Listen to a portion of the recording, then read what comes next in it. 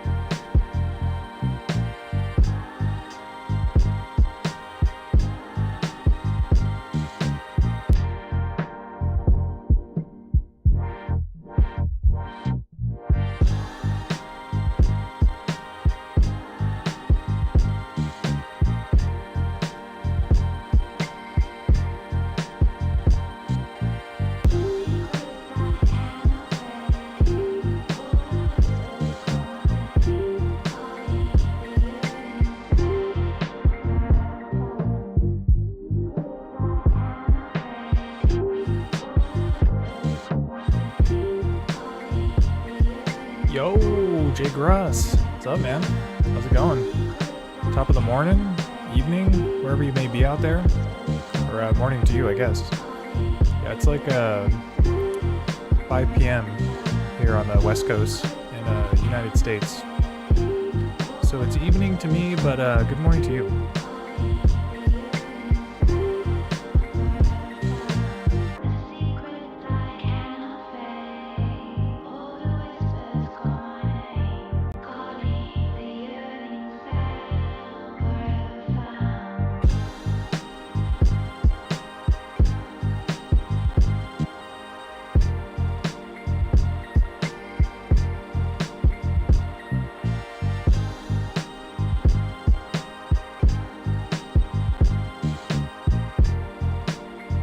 Yo, Matt Jacob, what's up, bro? What's cracking?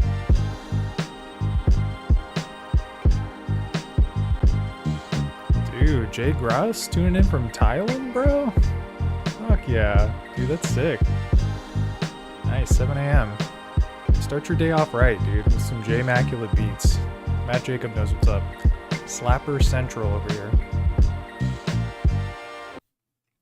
Nice. So we're going to pivot a little bit here. That was Lo-Fi 12 XT. Let's hear what we got on M8.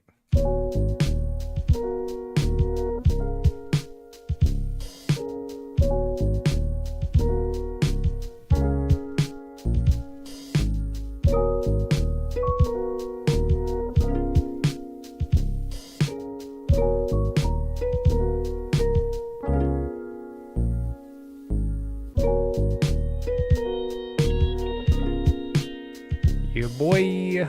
Slap City. You already know.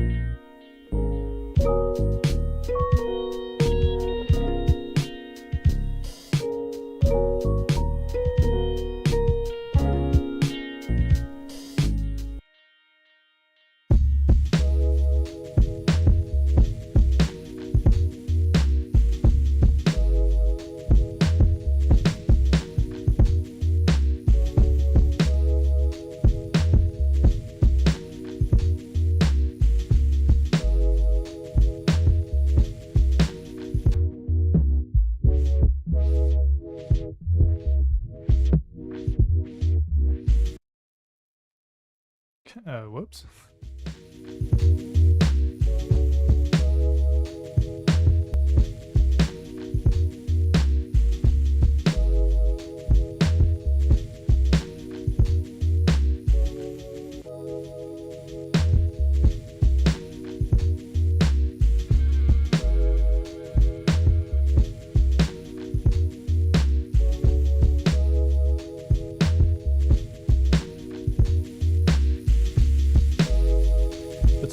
TT on there, dude?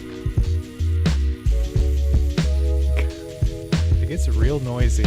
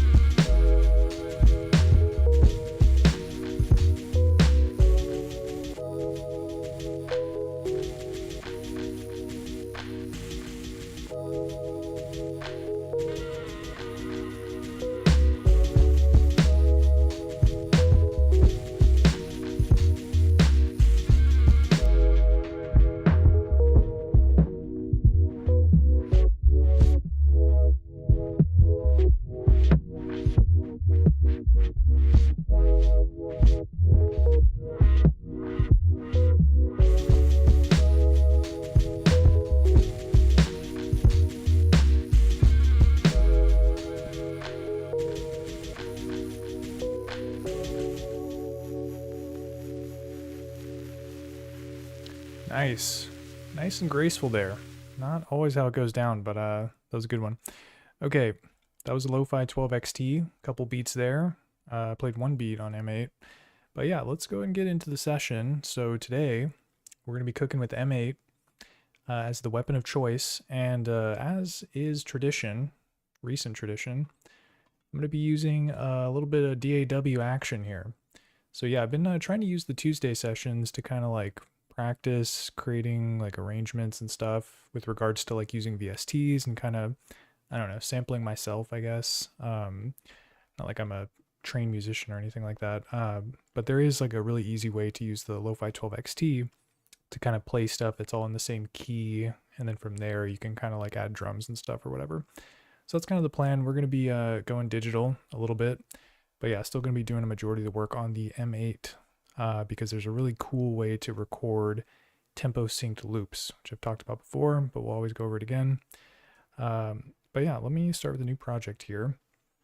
Pull up my m8.run so I can like see what the heck I'm doing. Oh yeah, and then we probably don't even need that just yet. Okay, new project. Let's see. And we'll start with the rhythm section because that's always a good place to start. That'll help kind of building out, playing the keys and stuff on top of it or whatever. So yeah, let's do some drums. And I generally start with the snare drum. It's a nice kind of anchor, I would say.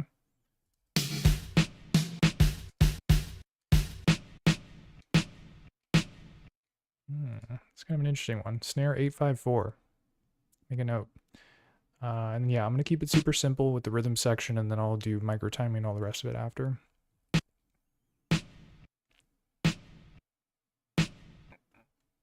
Bring the tempo down too a little bit.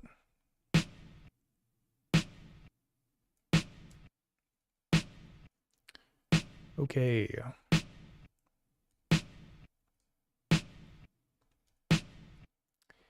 Maybe a little kick drum.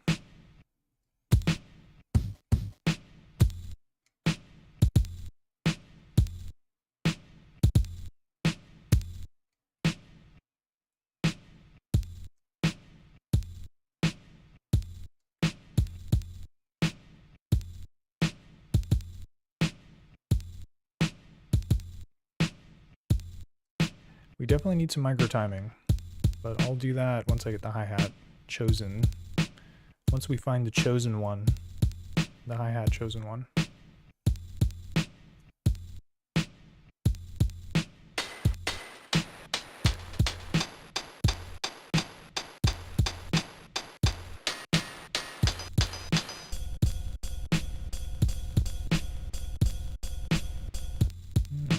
It's an interesting one. It's like kind of a ride almost.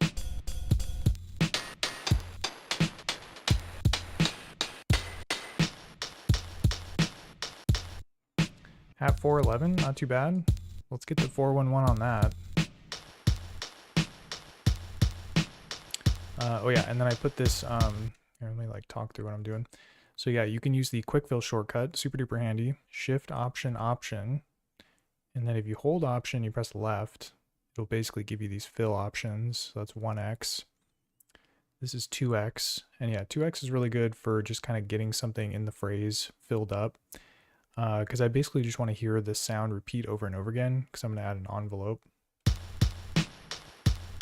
So let's go up to the mod page, destination, volume, and yeah, the AHD envelope is usually pretty good. There's a bunch of different envelopes though. ADSR, drum envelope sounds kind of nice. But yeah, attack, hold, decay, I guess is what those stand for. Yep. So you see it's like really gating the hi-hat.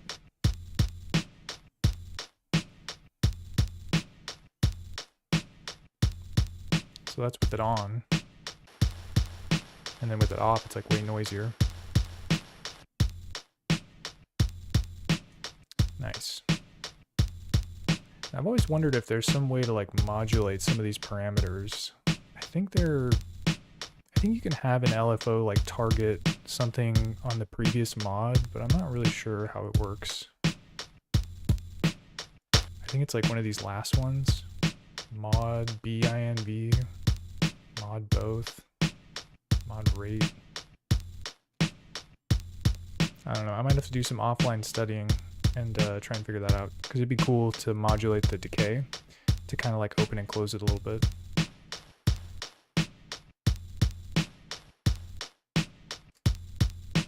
Not a bad concept.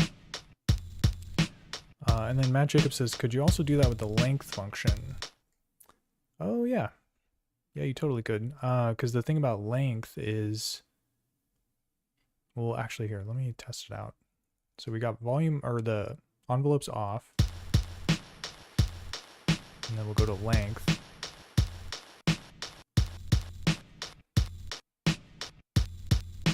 Yeah, that definitely works.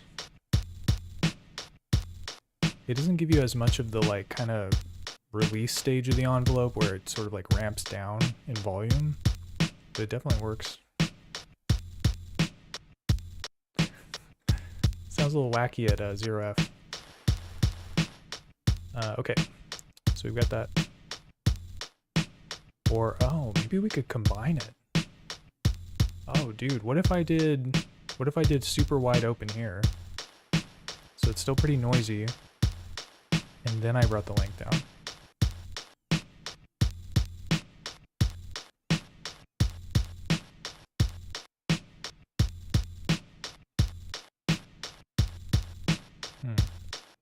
Sounds interesting.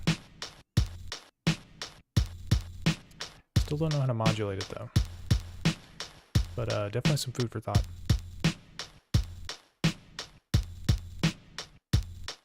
Set this to OF.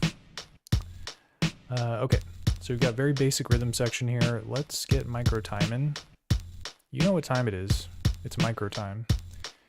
We're gonna go load up ye old micro time thingy. And yeah, there's a couple ways to do micro timing on this device, including using the DEL delay effects command. I'm just a huge fan of this table though, because I think it's more precise.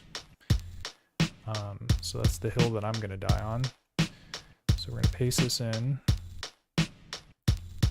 And then yeah, basically I can use these THO table hop commands to bring the micro timing down. I have a good idea too, check this out. Copy, paste, paste, paste, paste, paste, paste, paste. Okay, and I have them offset. Like there's this row that has these 4 THO commands, and then I have this row that has a different 4. And the reason why I'm doing that is because it's easier to just like select the entire column and then move stuff back. So yeah, the way it works is you move it up to table hop row 2, and that's like fully off the grid.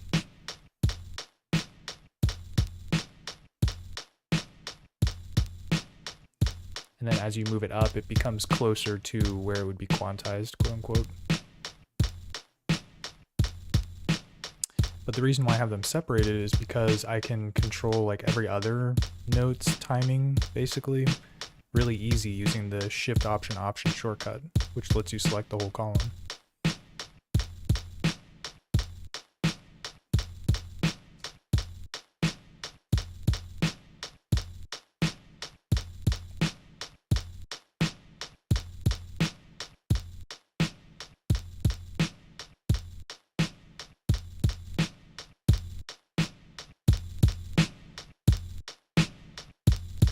I'll probably do an envelope on the snare too, just to kind of control the release of it.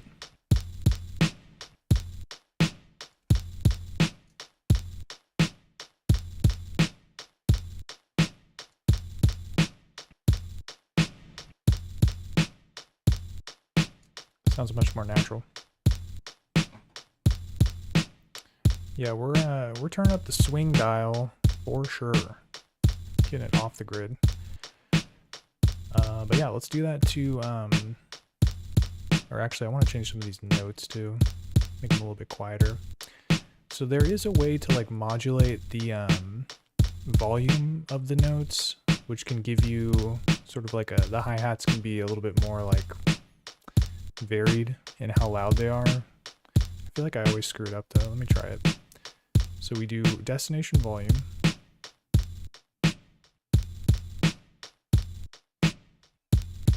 And then you do frequency 4, I think.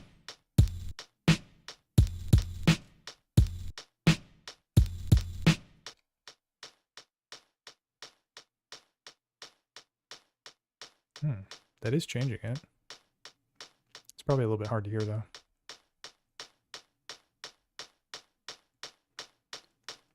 When you have the amount all the way down, it like doesn't modulate very much, so it kind of sounds like it's the same volume. But if you have this all the way up, you can hear some of the hi-hats are coming in a little bit quieter.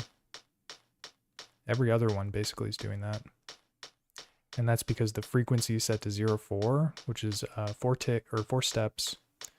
So it's like every 4 steps it moves through the entire modulation, which 4 steps would be 1, 2, 3, 4 would be this. So it's basically playing the first note at full volume, and then it plays the second note a little bit quieter. Then it goes back to full volume and a little bit quieter. I gotta make like a video about it or something, because I always like forget and I have to teach myself in the moment. But yeah, modulating the volume can be a way to kind of like get a little bit more variety in your sound, basically. So yeah, frequency 0.4. CF seems like a decent amount. You kind of want to keep the amount wide. I don't think the oscillators will really make too much of a difference.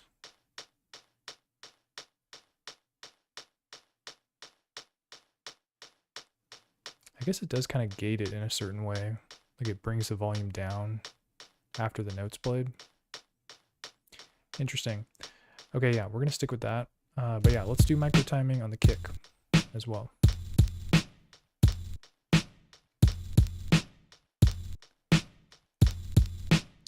Copy and paste my little table here. I kind of want to EQ this thing too.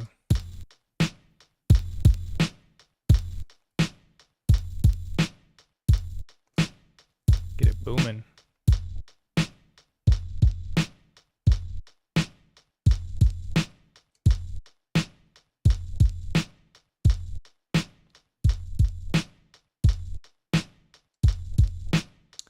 Nice. Okay, so we've got the table set up. So I can do the same thing here, THO, and you know, that's how we go.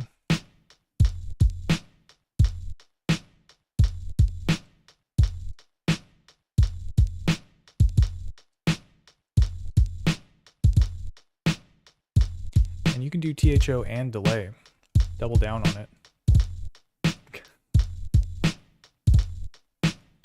You gotta be careful when you stack them though, because it'll like really push it out.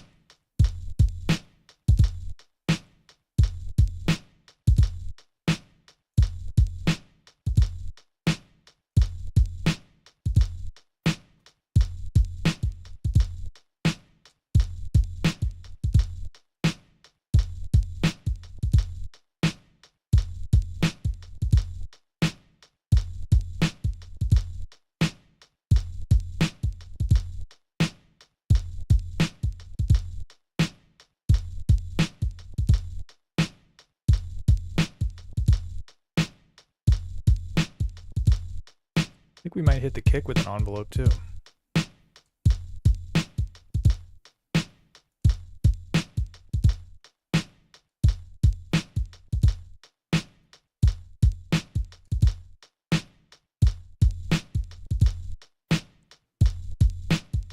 Yeah, there's a lot of noise after it from wherever I sampled it from.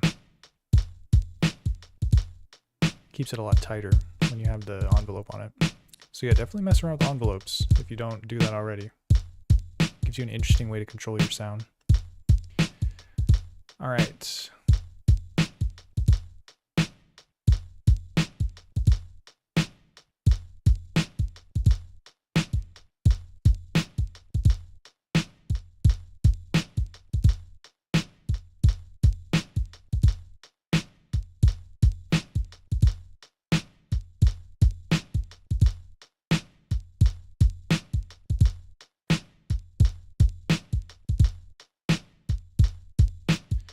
Nice, so we got some decent variety here.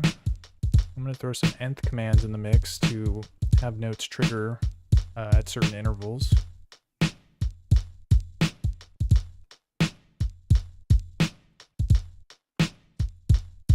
yeah, and then I have to actually put two phrases in the chain for that to work.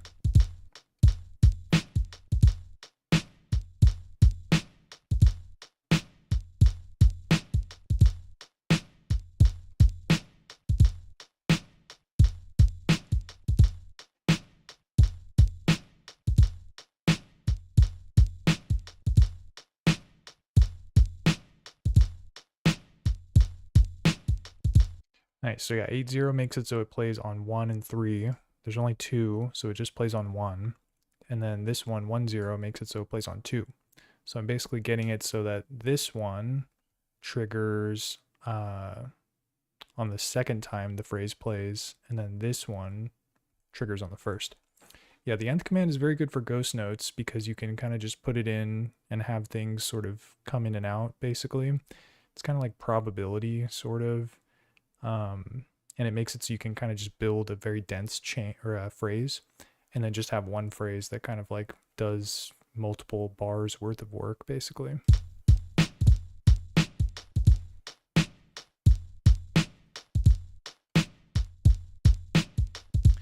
All right, I'm gonna take a look at this hi-hat that I passed up earlier. Let me see if I can find it. Oh yeah, and then there's a handy shortcut if you want to copy and paste instruments. Basically, the way you copy on the M8 is you hold Shift and you press Option. I had to look at it. So yeah, Shift Option copies the instrument, and then you do Shift Edit to paste. Boom. Oh, you get an undo as well. So you can paste again to undo. That's good to know. But the reason why doing this is handy when it comes to sampler instruments is that, so I've got instrument 02, which has the hi-hat, hat 411, and then I've got instrument 03, which is a copy. But with the copy, I can keep all the parameters, but then just select like a different hi-hat sample and still have my other one. And I think this was the one I want to mess with, 419.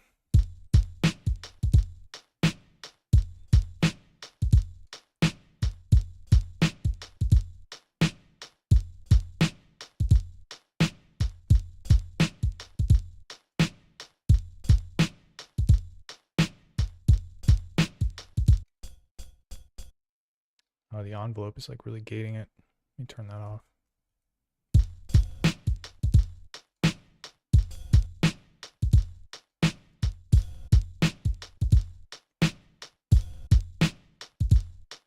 Oh, and because I copied it, it has the micro timing table in it too. That's what's up.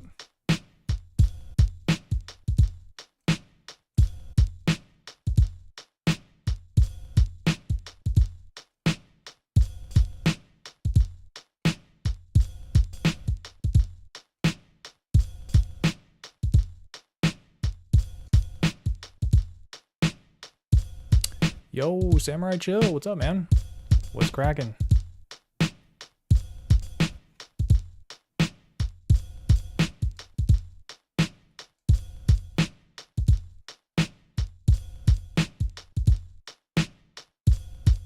Yeah, I kind of want to get some rides in here, so let's see if I can like program a pattern for this.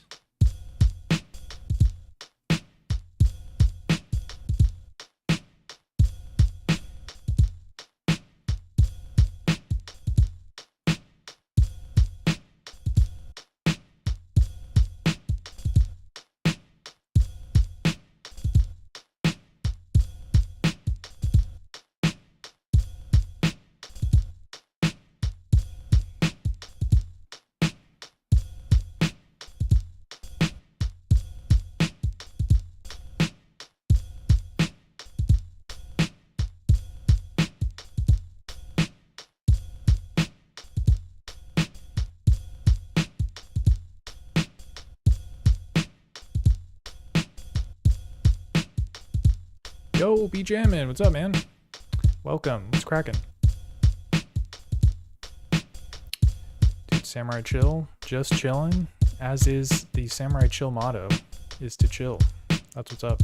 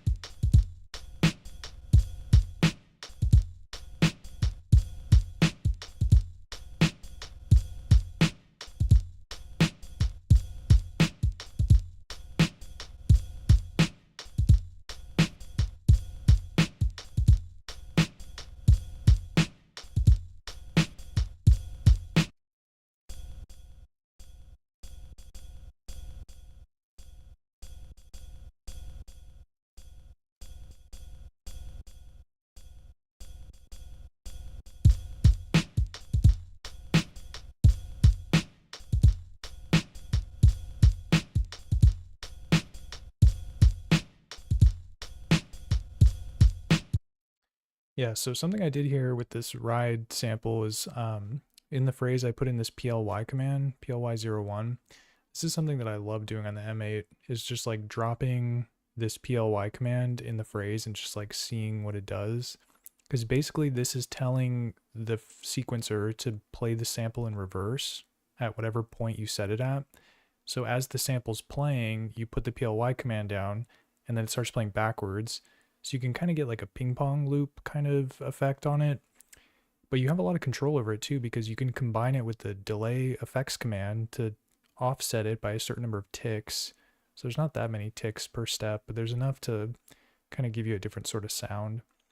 So yeah, I use this thing a lot with like, even with melodic samples too, but with rides it kind of sounds sick. Having like it basically just gives you a little more sustain in the sample, which is great if you're working with a sample library where things are kind of like getting cut off abruptly or whatever.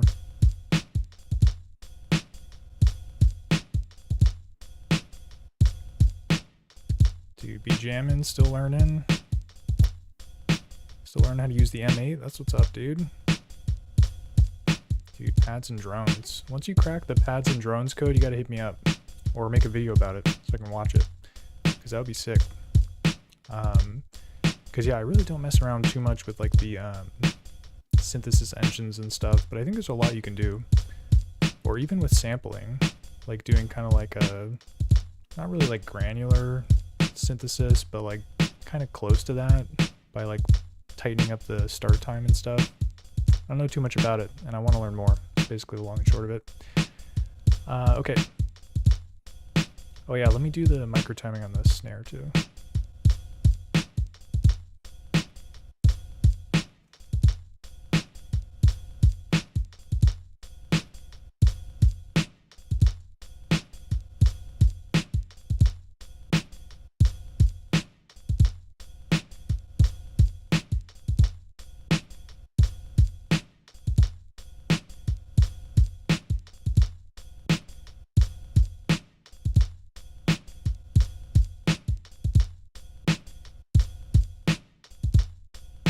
Nice. So that sounds pretty chill. Okay, let's get some other sounds in the mix. And this is where Lo-Fi 12 XT and DAW come in handy. So we're going to switch it up here. Kaboom. And yeah, so basically the concept here, oh, wait, let me load a different pattern so I'm not like screwing something up here. But yeah, so basically what I want to do is play notes on the Lo-Fi 12 XT and then kind of record the audio into the M8 because the Lo-Fi 12 XT can be used as an audio interface. So this can hear what my DAW is doing, and then we can save that into M8 to kind of bring it offline, I guess. I don't know how to describe it. But I can't hear anything when I'm pushing these buttons, which is probably because I do not have the input set. So yeah, if you want to listen to external audio while working on the M8, you have to use this setting of the mixer page. So basically if you just turn up this input setting, you can start to hear external audio. Still can't hear anything. So we're going to continue our troubleshooting here. I think I might have turned the USB audio down, so let me do that.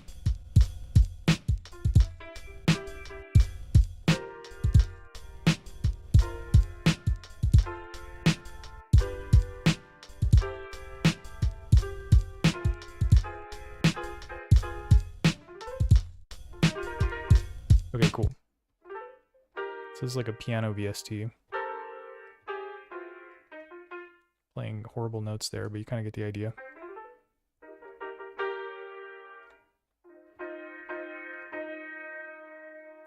But yeah, so basically I just want to record myself playing and then have it line up with the drums and stuff. So basic concept, yeah, we've got the mix setting set here. It's at B0 right now, which I think is fine. And then the other thing I'm going to do to prepare is I'm going to open up a sampler instrument. Where am I at here? Yep. Okay. Oh yeah, I got to do this.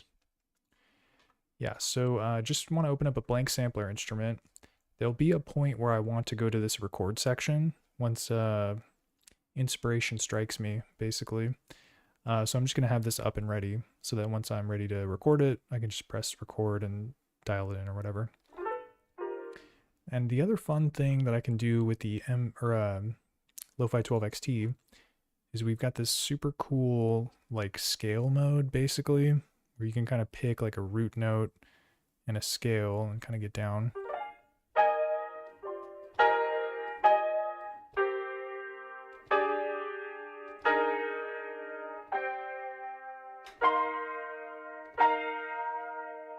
So this is Lydian, AB.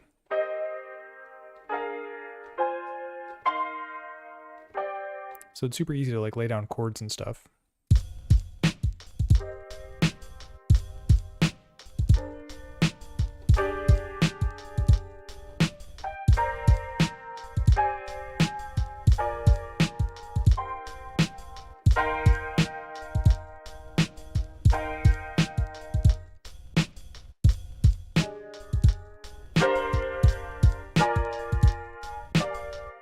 I gotta find a better VST though, because this piano is kind of boring. Oh yeah, and then Jgruss is saying you can bounce back and forth between the PLY 00 and the 11, or 01 I mean, to get some cool effects. Yeah, you can kind of keep reversing it back and forth. It's almost like pressing the reverse button on like some old samplers. Like I know the SP303 you could do that, where you play the sample and then you could just keep kind of pressing reverse and having it sort of continuously ping pong. But yeah, it's a good idea. If I start messing around with like horn samples or something, I probably will do that, because that's a good way to kind of get interesting sustain out of your sounds. And then BJamin says, would love to see how the Move works with the M8. Unfortunately, I don't have a Move to try it. Dude, I hear the Move has some cool stuff you can do with the M8. There's like people that have hacked the Move and have like this weird kind of integration with the M8, which is similar to like the Launchpad Pro, I think is what it's called, that you can use with M8. Pretty sure it's what it's called. Let me check. There's like a setting for it. I can't remember where it is though. It's definitely somewhere around here. Settings.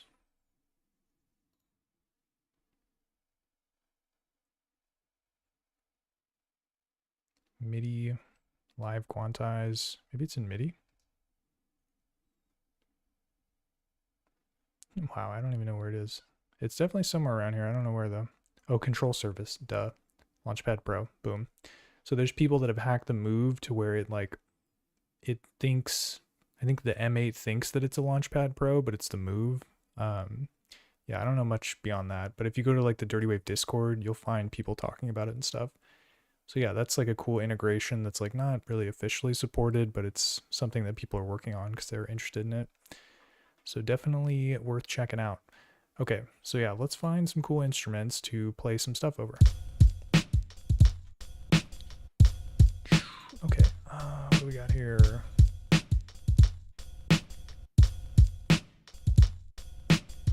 '80s smooth soul, dude. What's this all about? Smooth digi keys? They better be smooth.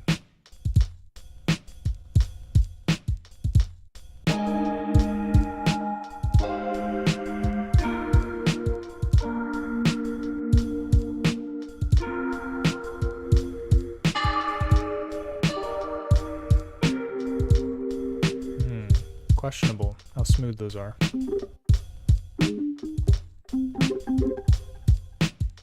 go back to the drawing board here. Yeah, I just want some like E-piano Rhodes kind of sound. Play some simple chords over it or something. Late 70s funk, dude. Mono synth. Oh, funky clap. Actually, this sound is super sick. Kind of sounds like a guitar or something.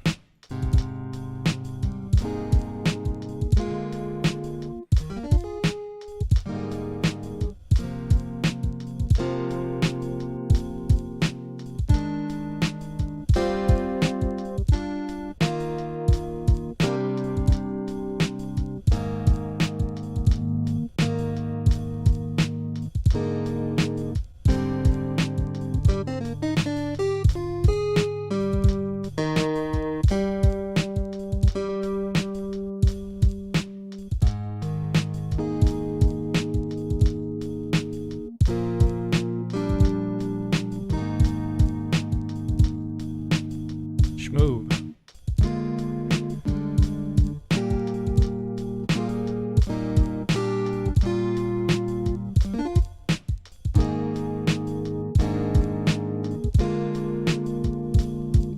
was gonna say, let me try and find something else and add this later, but I might start with this. Sounds kind of sick. Kinda want to give it more sustain though.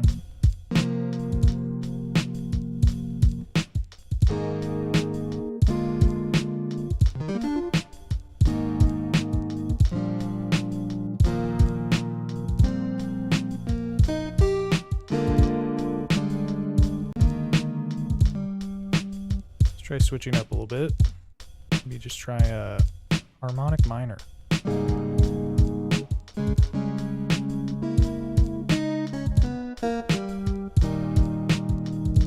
Sounds like a Spanish guitar or something.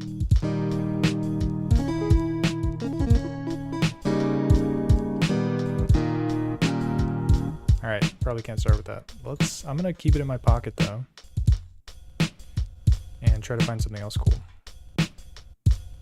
Alright, E-piano, where you at? Is there like just a Rhodes button I could click? On the Rode, I think there's Rhodes in that one. Long piano keys.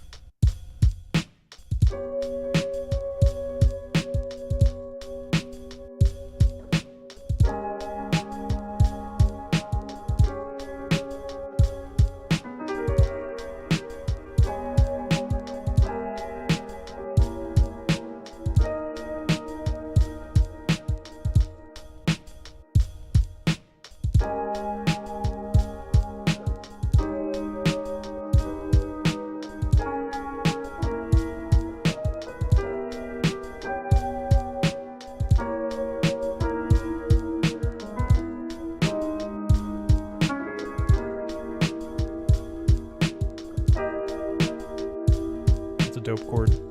Alright. Well, I I don't want to record that, so let's just get recording here. Okay, so yeah, as I mentioned, we've got our blank sampler instrument. Let me pull up m8.run so you can see. Do you see? So yeah, I hit record. And then here, there's just a couple special parameters that I need to adjust. The first one is arm. I'm going to turn this to 0. So now it's not going to wait for threshold to start the recording. It's just going to start it when I press the start button. And then the other thing I want to do is use song. And I'm going to have this song start at row 0, 0. I only have things in row 0, 0. It's the top row, so that's where everything's looping. So basically this is going to start the recording exactly at the beginning of the phrase that I have, and then it'll just keep going until I stop it. So I can kind of just like play a bunch of notes and figure out if I have something cool, and then from there I can trim it down and then put it in the phrase in time with everything else, which is pretty sick. So let's see if I can get something good here.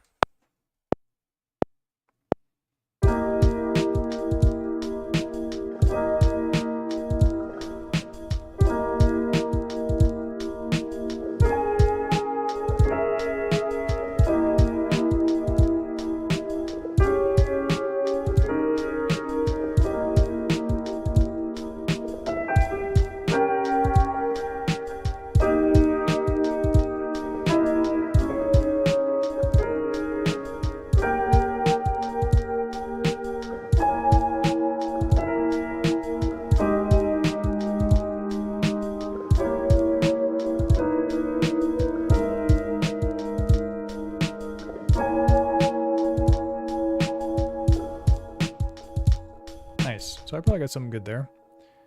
Whoa, dude. Nice strong signal. Normally I have to like normalize it when I record it in, but this is like pretty loud. Okay. And yeah, one of the really important things to do here is to adjust the endpoint. And I want to make it so it's a specific number of phrases. And you'll see I'm using this shortcut here.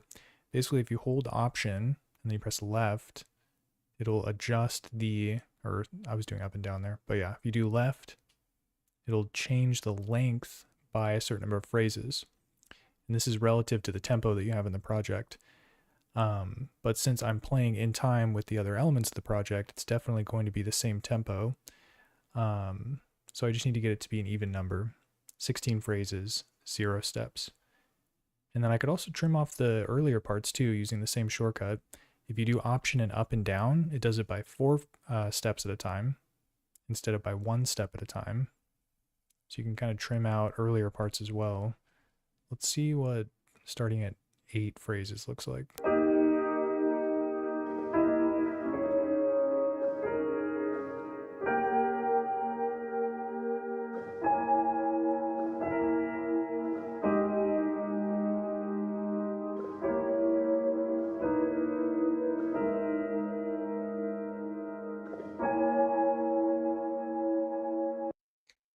That's not bad. In fact, I might just make it, can I do 9? Yeah, 9 phrases. Okay, so we're gonna crop it. And then this is the cool part. So you do this command called slice, and then you can set it to a specific number of slices. And since it's 9 phrases long, we're gonna do slice 9. And basically that means that each of these slices, I could put a note down at the beginning of a phrase, and it would be basically in time with the rest of the arrangement. I get to give it a random name. So I'll give you a moment to guess what you think the random name is going to be. I think it's going to be Spicy Lemon. It was Fire Popcorn. That's close. That's adjacent, I would say. Fire Popcorn and Spicy Lemon, dude. Okay, so I'm going to save it. I'm going to put it in my test folder. Okie doke. All right, so we've got our 9 slices. I'm not going to set slice, because normally you would do slice 0 in file, and then it's going to call on the slices when you put it in the sequence. Not going to do that though. Instead, I'm going to put a note in the phrase, and I'm going to use the slice command. And the reason why it's important to do this is because if you leave slice, the slice parameters off, basically what happens is once it reaches the end of this slice, it just keeps playing the rest of the sample. Normally, if you have the slice mode enabled, it'll stop playing the slice when you get to the next one, but this one, it'll just play all the way through.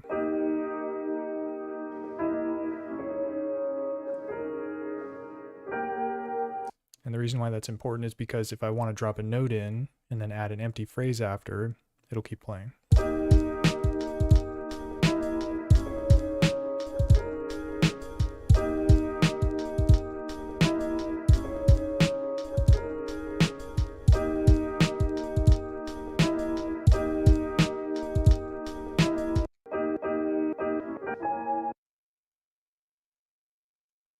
See how that sounds?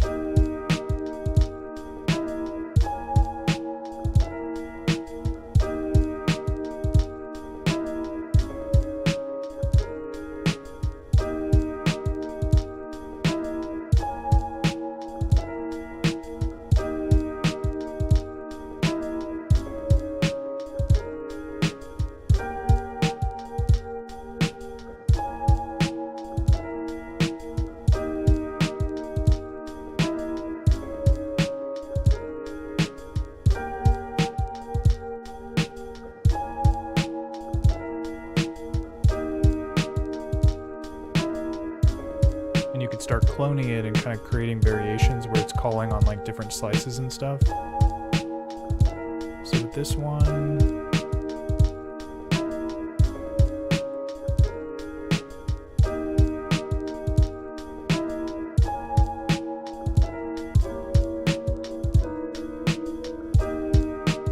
I'll have it like kind of climb down in the second part of it.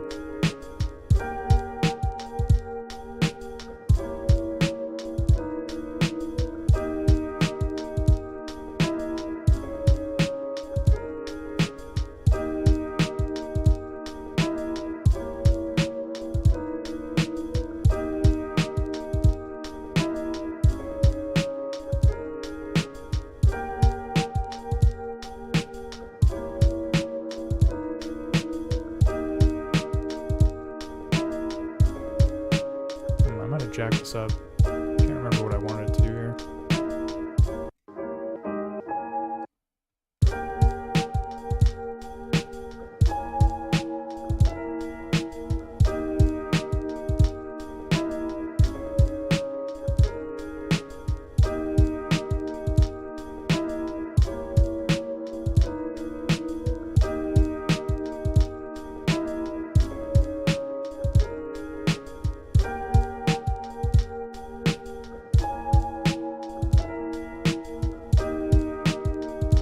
And there's all kinds of other crazy stuff you can do too. Like we were talking about the PLY command earlier.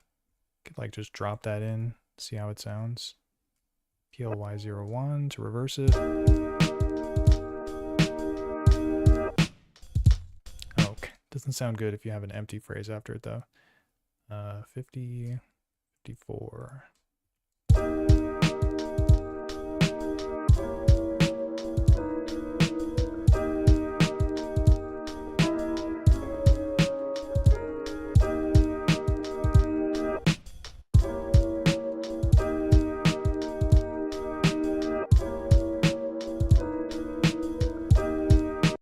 And then you could get even more creative by using the STA commands in combination with the slice command.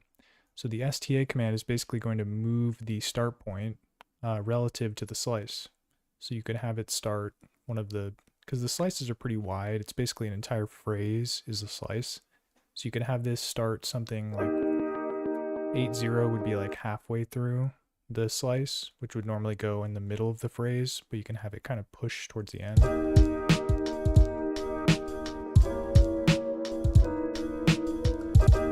Throw it off.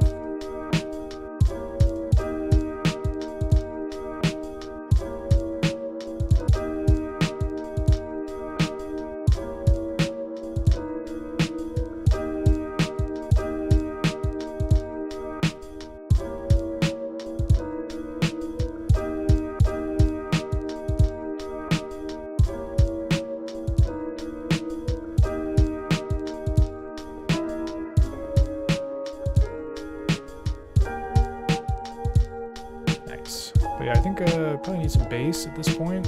Let's see what else we got. Boom,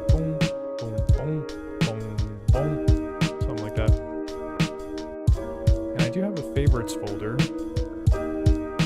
Let's check there. Bass smoke. Sounds hot.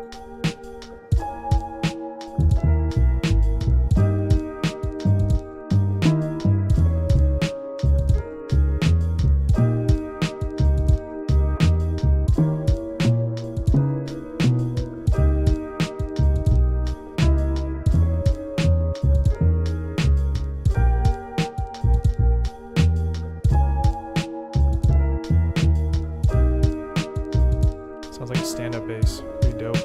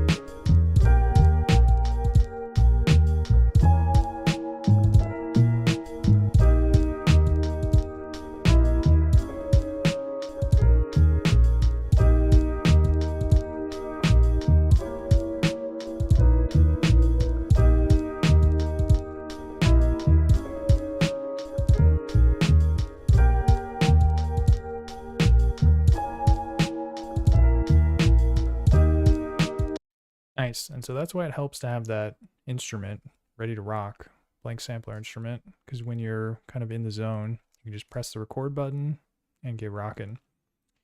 But yeah, Jake Russ saying off command can also be fun. Yeah, dude, off command can be good for like, yeah, gating sounds, turning stuff off. There's the kill command as well, so you can delay stuff, delay turning something off by. Plenty of possibilities for sure. Okay, so we're gonna hit start.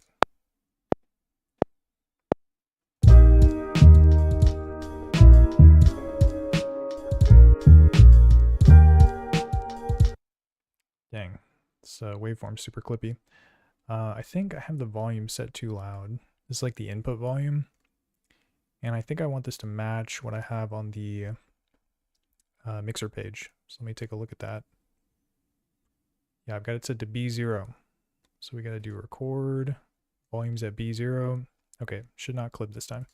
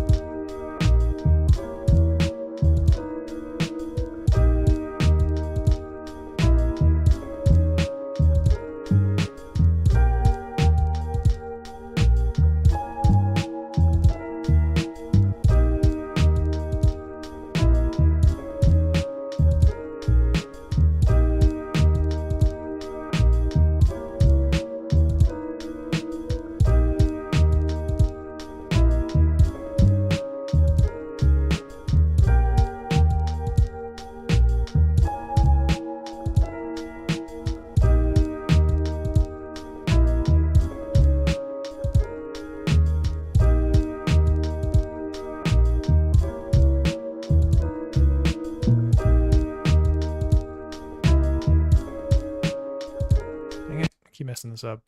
Yeah, I recorded so much there. But that's the cool thing about it is you can just kind of start it and stop it whenever.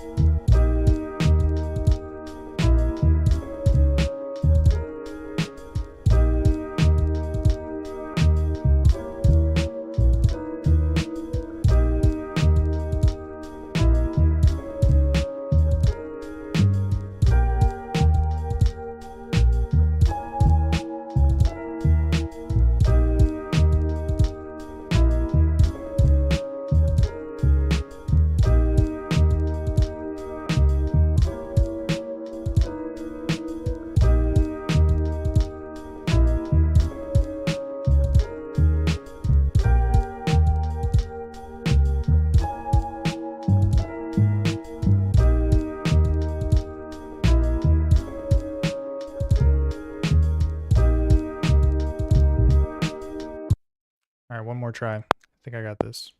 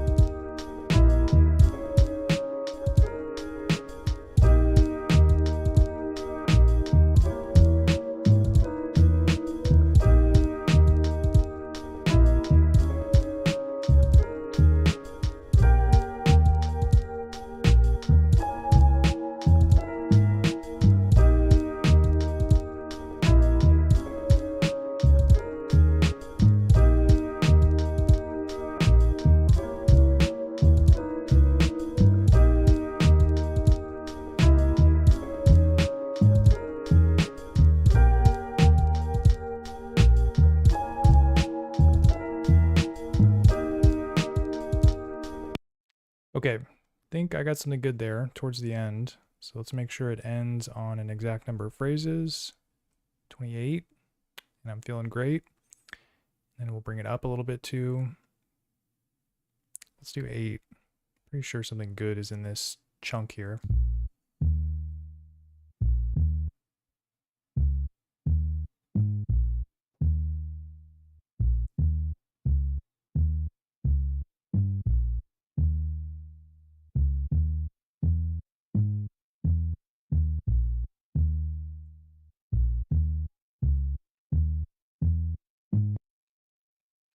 Nice, interesting little switch up there. We're gonna keep that crop,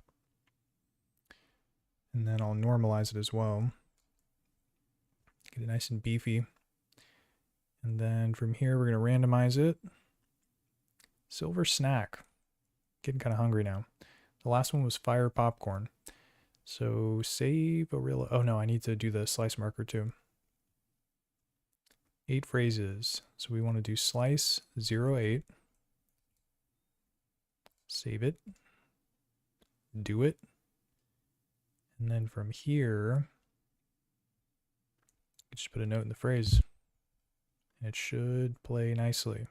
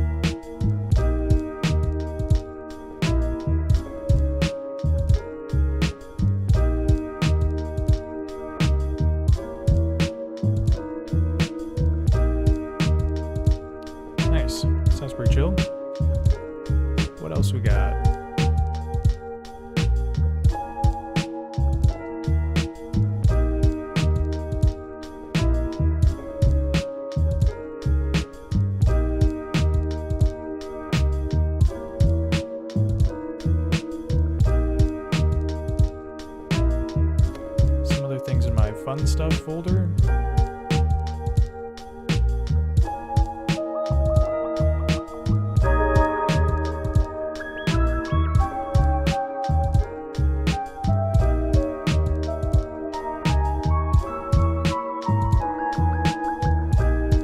Sounds kind of sick.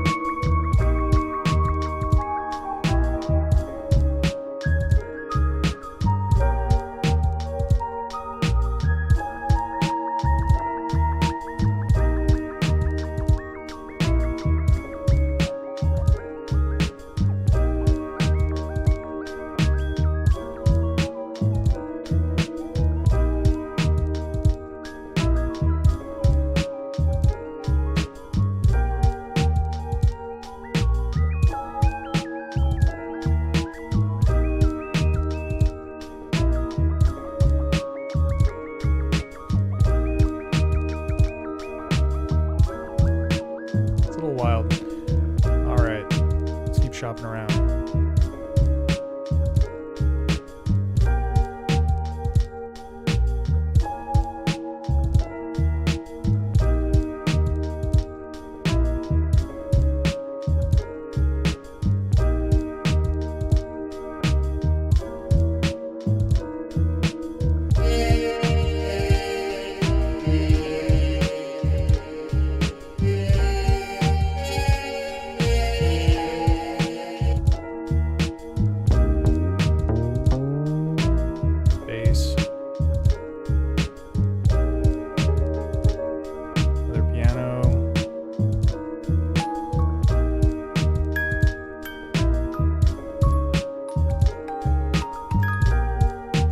Bell sound.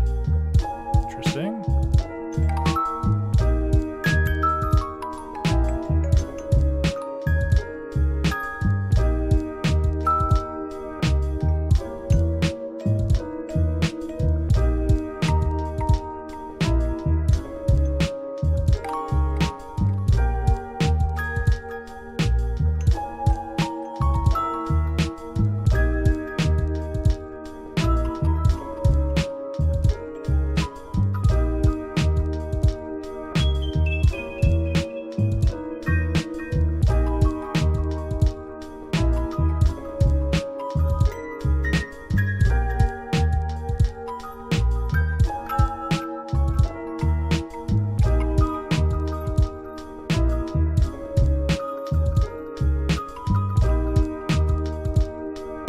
Ringing the bell.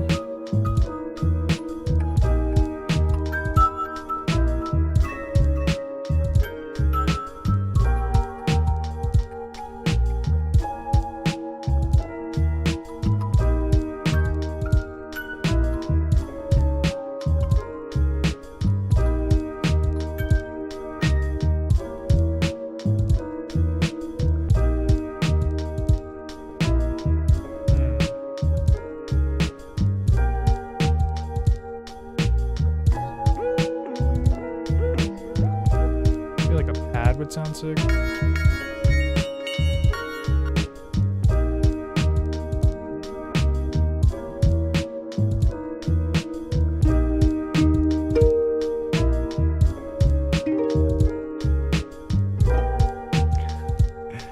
I like this kind of harp sound.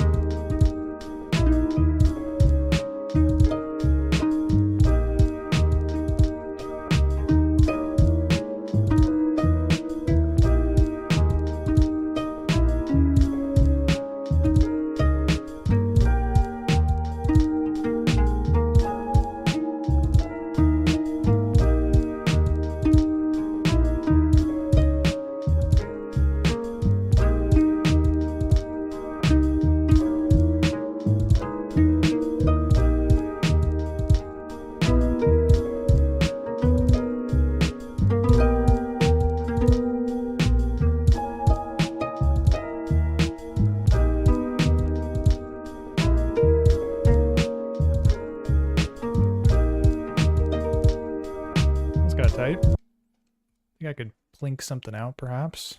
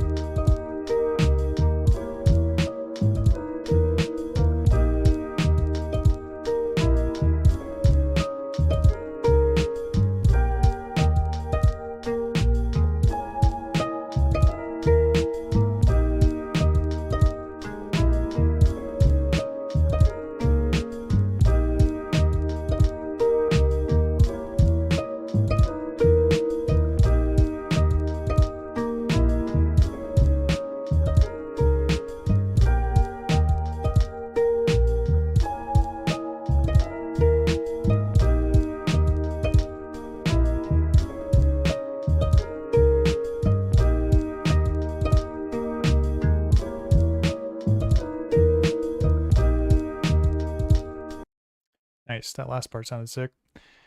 All it takes is one good take, and then you can just get rid of the rest of them. But first, I need to set the end point. So we're going to do 24 phrases. And then we'll bring it up at the beginning.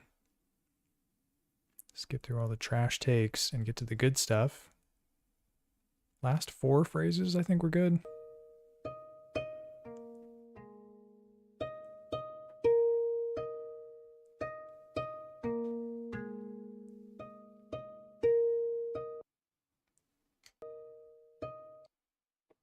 Maybe I'll do 5 just to be safe.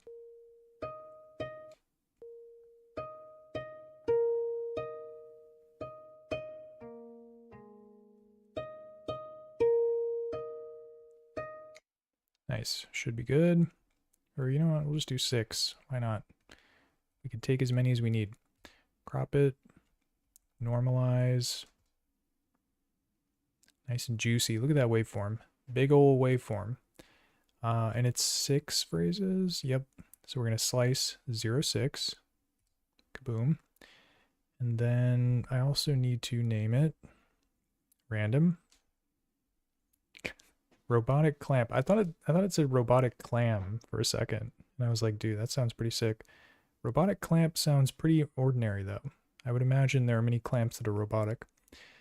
Okay, so save it to test. And then I probably have to turn it down too, because I normalized it, but the strings are like very quiet. Or the plucky harp sound or whatever it is.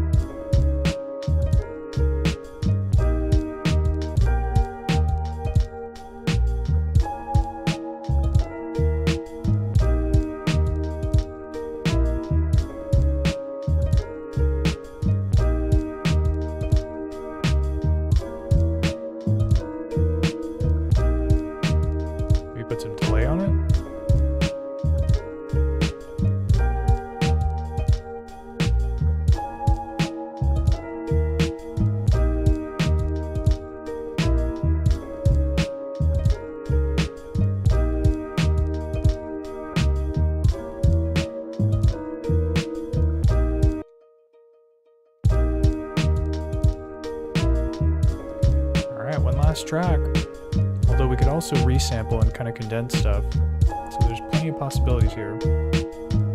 What else we got though?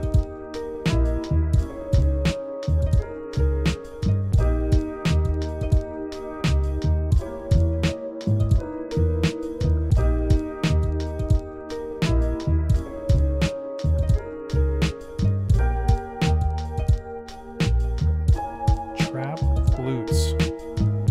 That's about.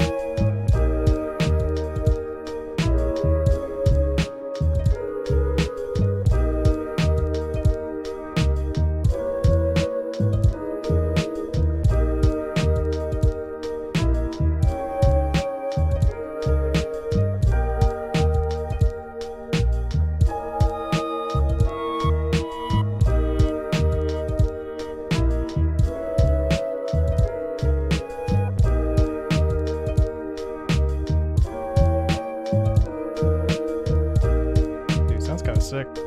I'm into it.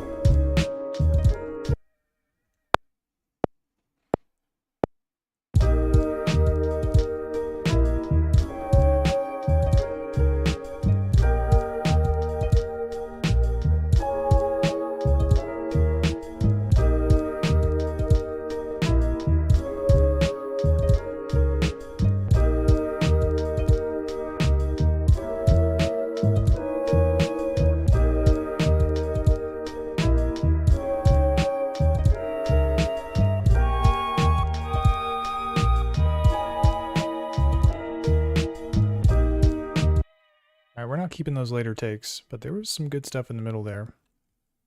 So let me trim this thing down. Let's try 8 phrases. See what that's about.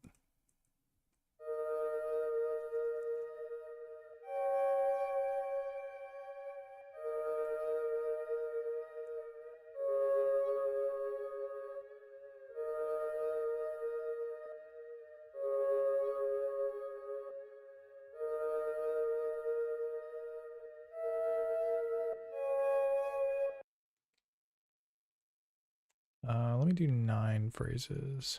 I think that'll be good, because that'll catch like the tail end of that last one where I did something a little different. Okay, so we're gonna crop it. Normalize. Random name generator. I want to guess, but I'm not gonna. Boom. Bake Dura? Oh, baked era. It's like bake Dura. What is that? Yeah, it's always a, seems like it's always a adjective and then a noun. So era is the noun, baked is the adjective. This is an era that's been baked. It's been put in the oven.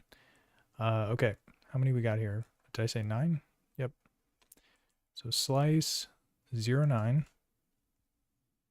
Save it. And then we'll do turn down the volume a little bit.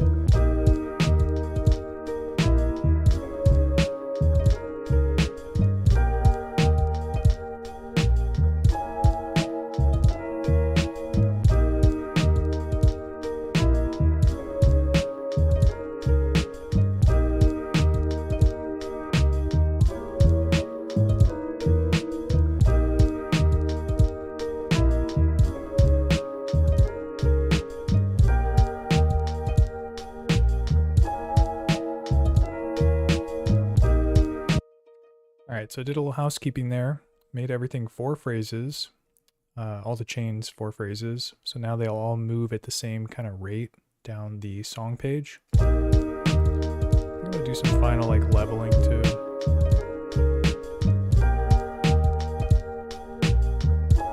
I want the drums to sound a little bit louder, so I'll basically turn down everything that's not drums.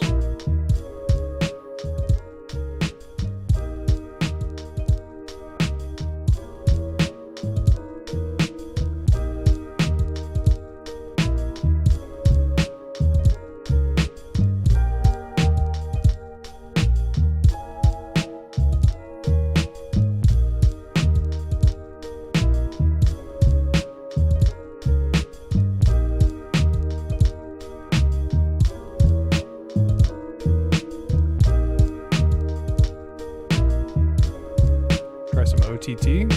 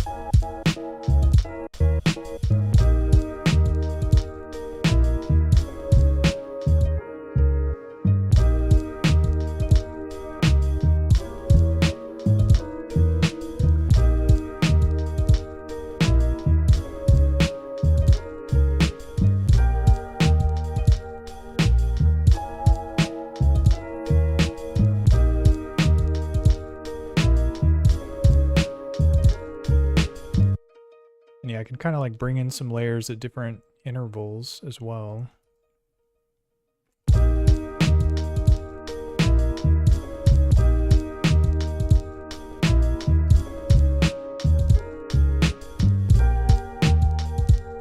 So this is just the bass and the piano. And then the flute comes in.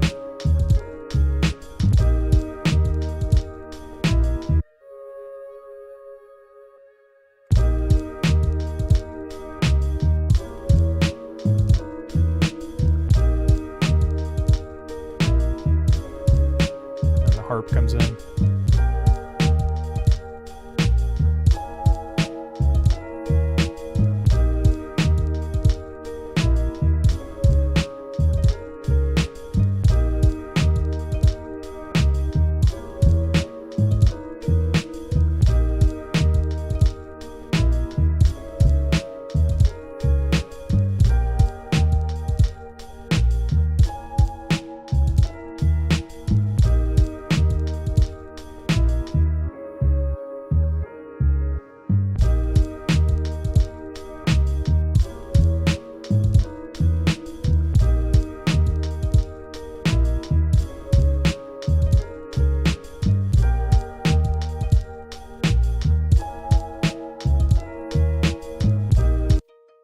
And yeah, and say if I wanted to add another track, what you can do is, or let me save this actually.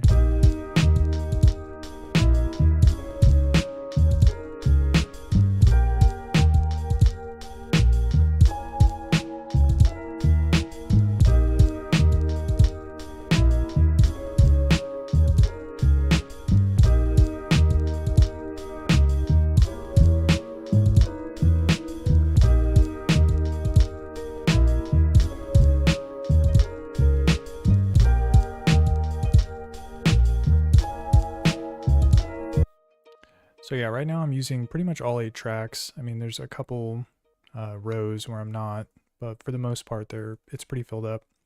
But if I wanted to condense and consolidate, you could do this like resampling workflow, which is pretty simple. Basically, you select some phrases that you want to combine, and then you hit edit twice. Yeah, I think you do edit twice. Let me double check that. Yep.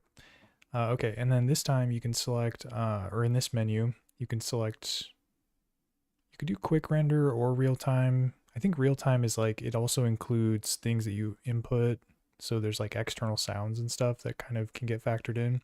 External USB is just external sound, so nothing internal. Definitely don't want that. So yeah, I'm gonna do quick render.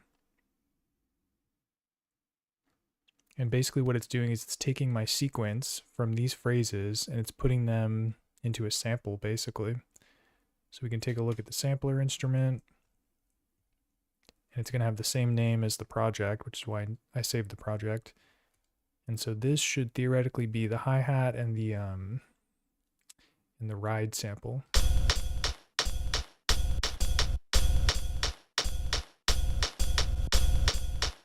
Sounds like it's got the OTT compression on it. Nasty. Okay, but then what you can do is, so we've got like 30 and 40 here, or 30 and 40. So I could get rid of the 4 zeros, delete it, and then the 3 zeros as well. And now I can just drop a note in the phrase. So I'll do 3, 1, I guess.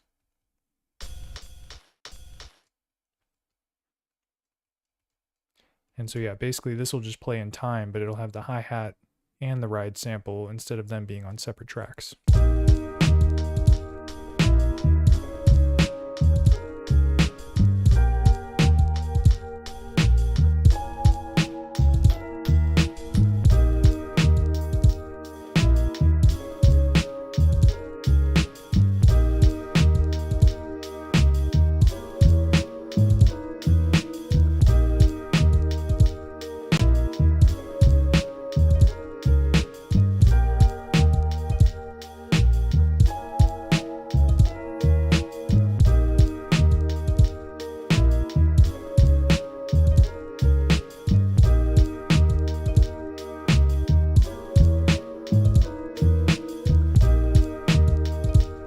But now I've got track 4 open if I wanted to put like, you know, extra rhythm section stuff, slice drum break, or whatever else. And you can also move stuff around pretty easily too. If you go to the top row, press up twice, and then from here you can hold edit, kind of like switch stuff around. If you want to rearrange the order, something like this kind of makes more sense to me because like track 7 comes in before track 8, or the 8-1, 8-0 phrases come in before. So you could do it like that. But anyways, that is this beat. Let me finalize it by saving it one more time here. Kaboom. And yeah, let's do one more. New project. But yeah, this time, instead of putting together the rhythm section, I think I'll just have like a drum break looping and try to play more stuff over it to record more samples. So let's do that. Live mode. I always forget what this thing does. You hold shift and press left, and it goes into live mode. Something to look into. All right, so let's find a drum break. First things first. Primero. Samples, drums. Or maybe I can check my loops folder. Nah. Let's do curated. Check out this Fanu Fat Guyver pack I got. Hip hop breaks.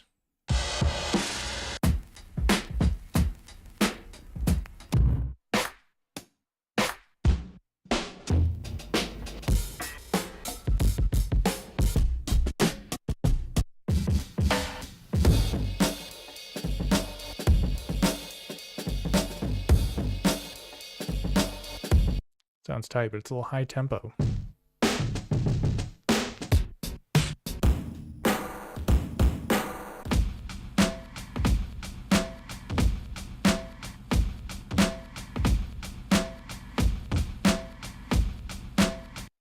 Kind of like that one. Wonder what tempo that is.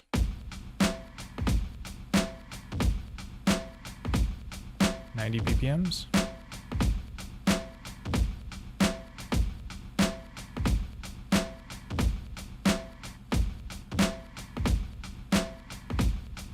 Dude, hell yeah. All right, let's get jamming. So blank sampler instrument. Get record ready. Oh, and then I also have to do the input. Set it to B0. Probably turn up this drum break too.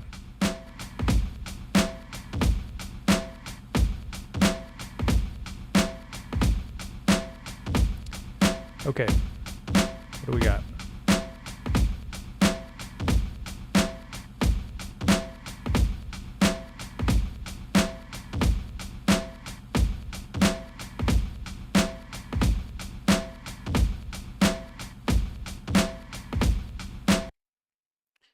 Start that back up once I find a cool sound here. Dreamy Keys, Volume 2. There's got to be something good in here. Whoa. Accidentally hit the play button.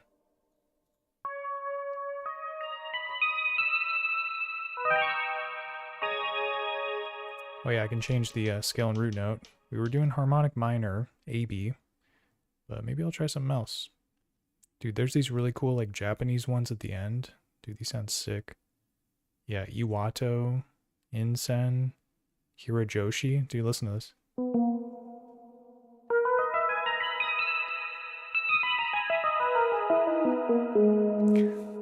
Doesn't that sound dope?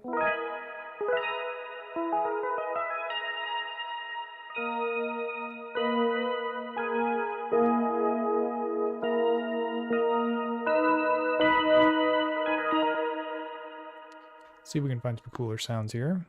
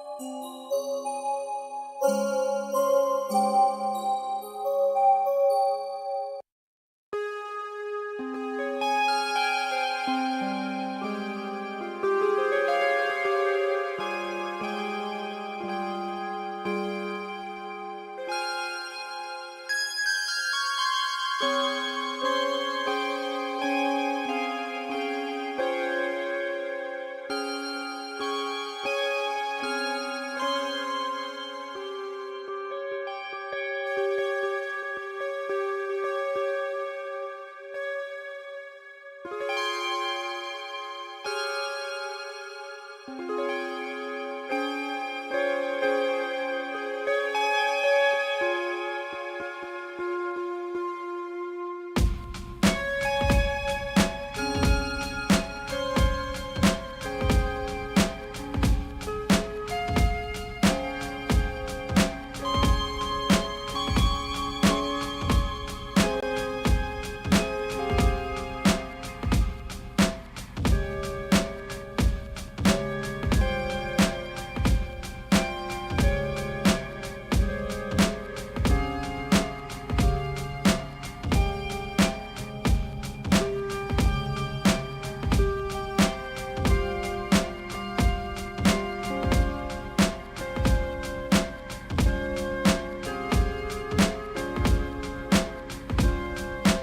like that chord.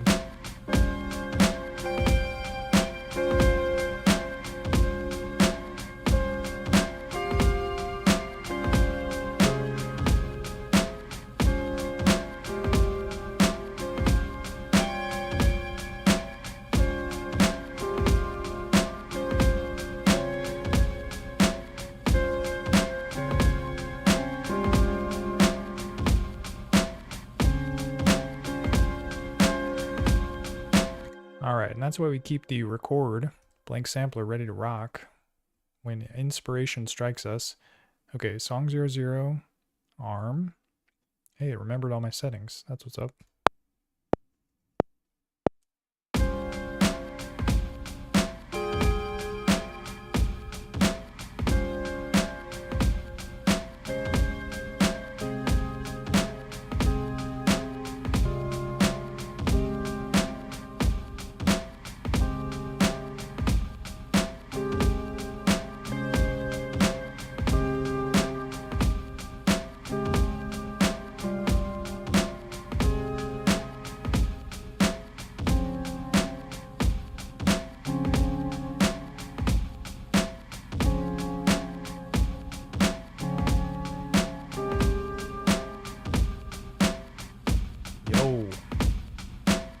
Got some pretty cool stuff there. So I just gotta normalize it and crop it. Dude, Matt Jacobs says Halloween sounds. It's a little spooky.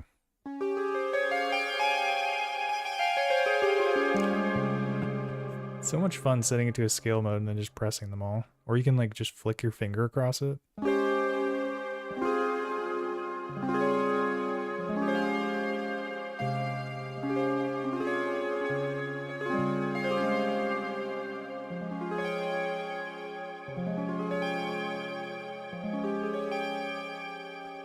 Scale mode. Big shout out to scale mode. Whoever came up with that one. I'm into it. Okay. Let's do 16 phrases. Maybe trim some of the beginning off.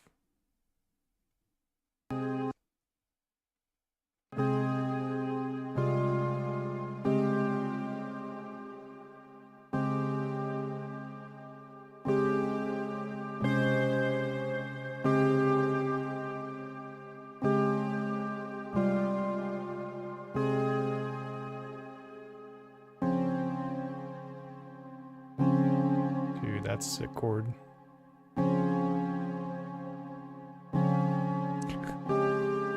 I liked it so many times I played it like 4 times. Okay, let's do, yeah, I already normalized it. Crop it. And then how many phrases was that? 12. So we do slice 12. Random name. It says quantum LEDs, quantum LEDs. Interesting. Save it to the test folder. I gotta come up with a better folder situation here, but for now I'm just kind of doing everything in test and it's gonna get super cluttered, but it's okay. All right. And so yeah, I can use slice to kind of just hunt for like cool chords and stuff because it basically recorded all that stuff I was playing.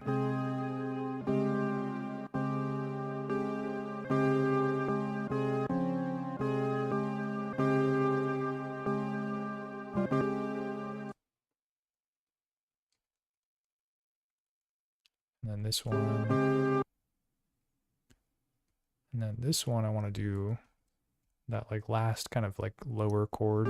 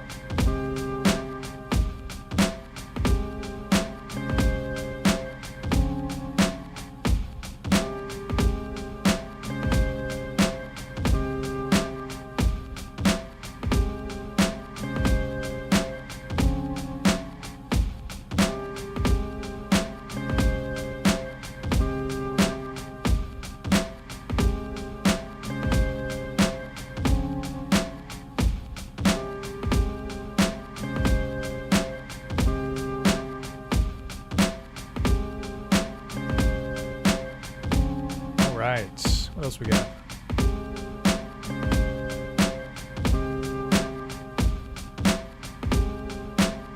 You know, actually, while I still have these keys up, I could probably play some like other kind of notes on them and see if it lines up pretty well.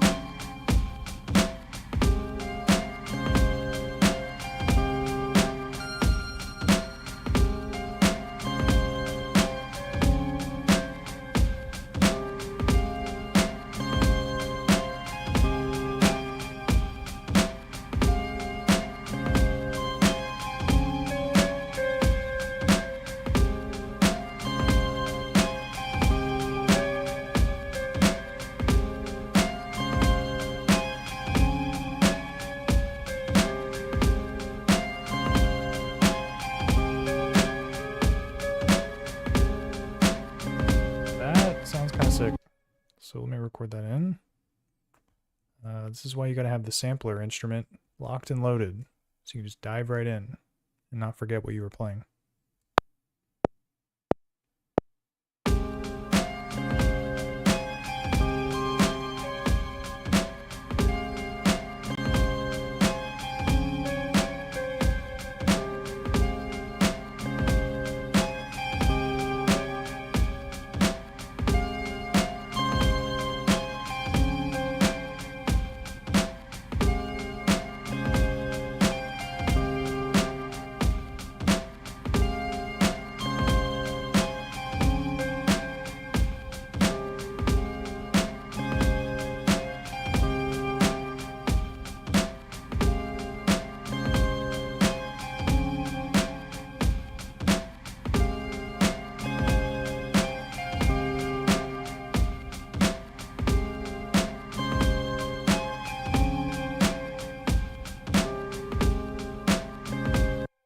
I got it there.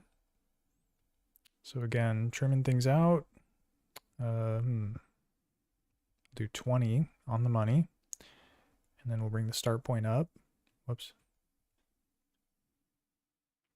Yeah, I feel like it was one of the last few takes. Maybe I'll start at 8 phrases. See what's up there.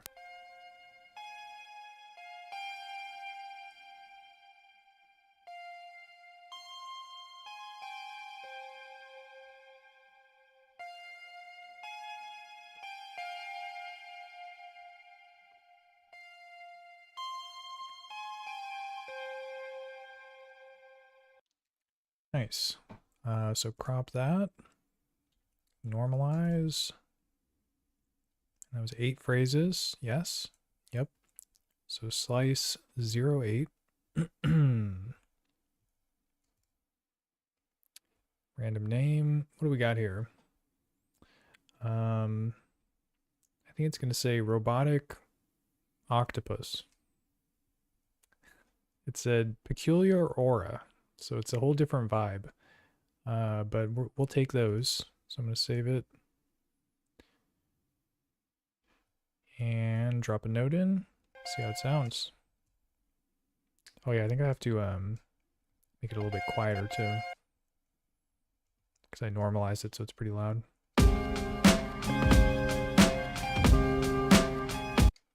Always forget, you got to put some empty space after.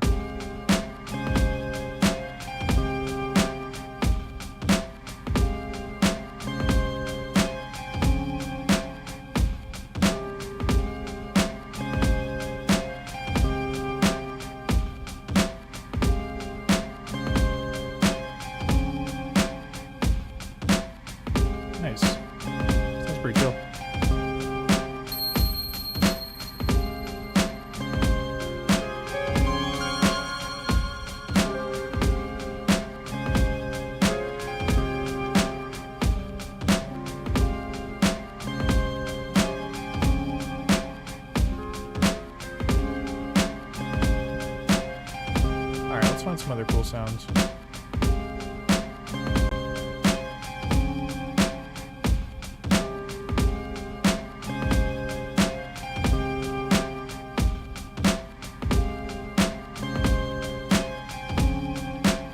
Retro Chill Out Volume 2? Maybe.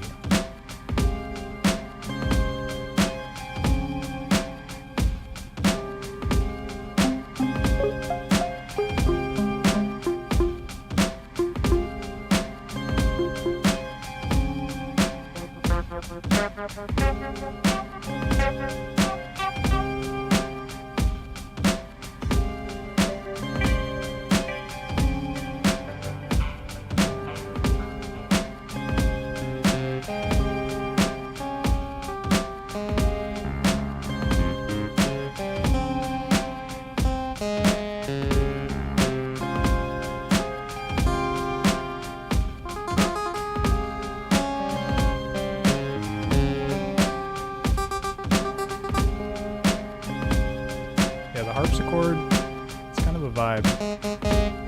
I don't know if it's what the doctor ordered though. Dude, this one's called Pimped Reeds.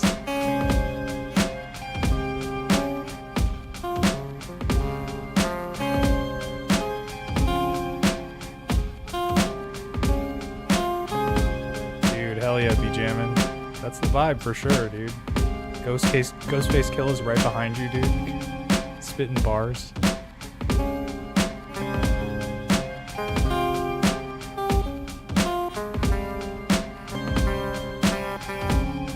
You know it, dude.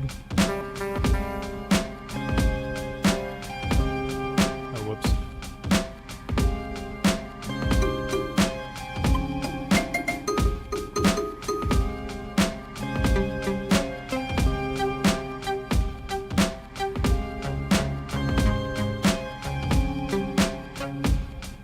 Great minds think alike, man.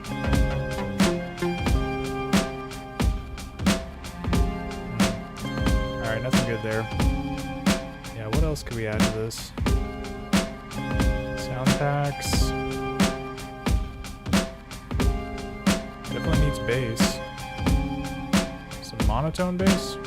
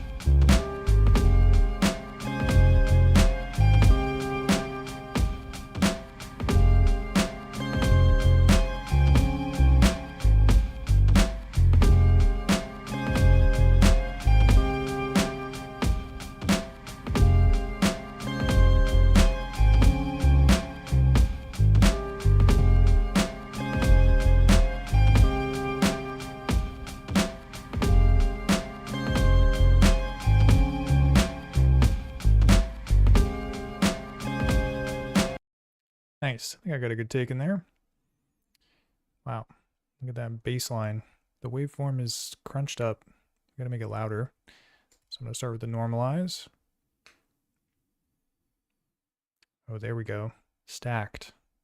And then end it at 24 phrases, I guess.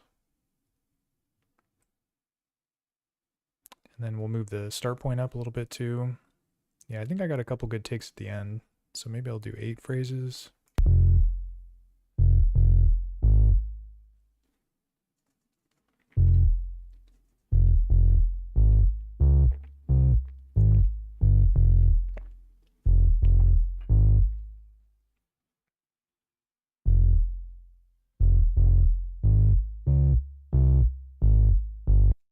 Boom, boom, boom, boom.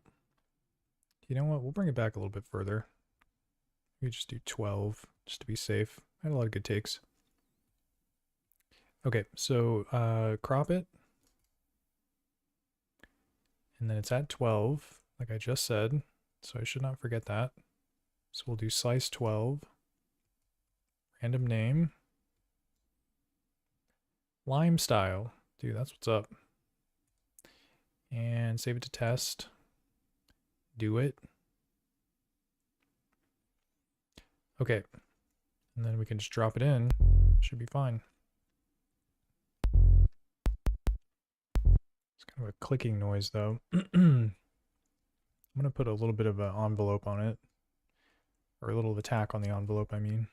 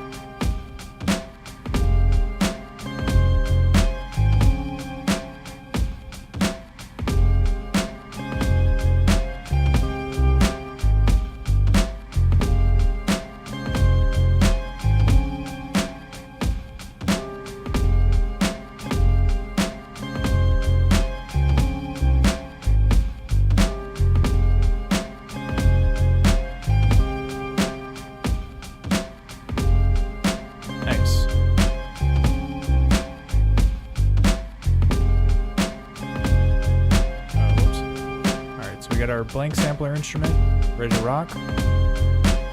What else we got?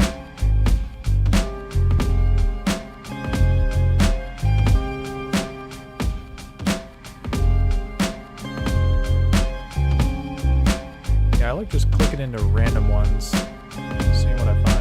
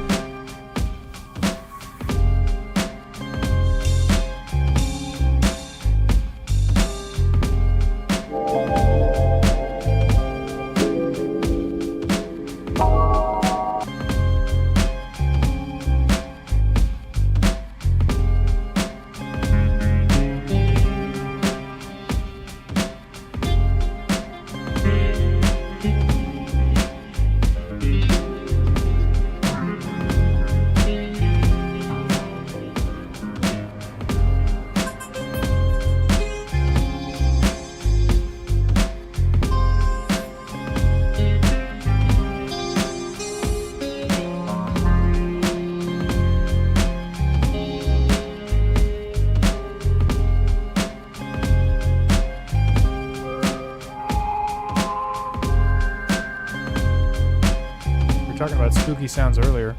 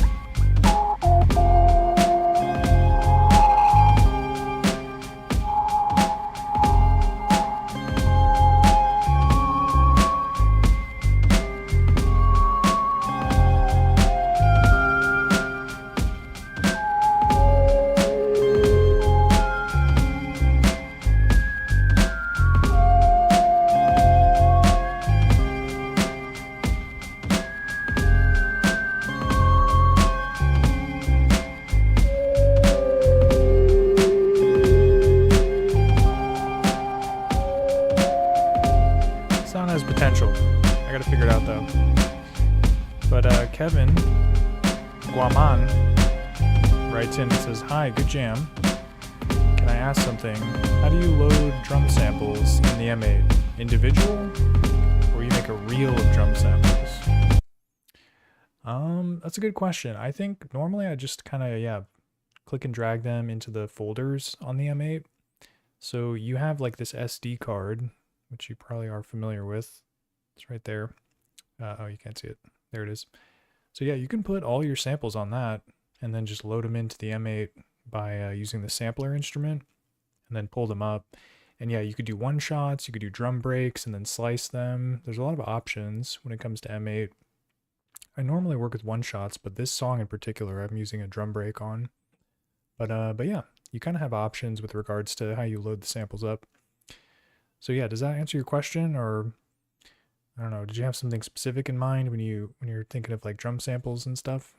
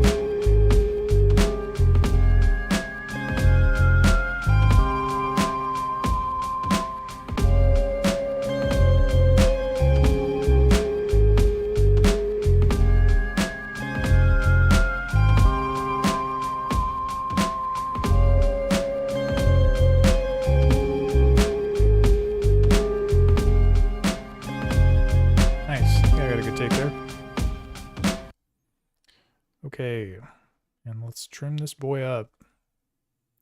Whoa, here we go.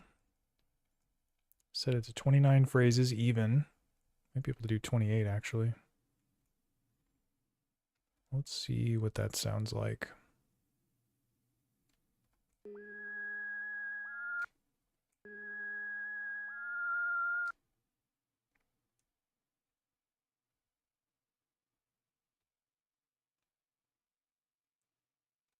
Oh man, I think I screwed it up. Hold on a sec. Let me bring it all the way back.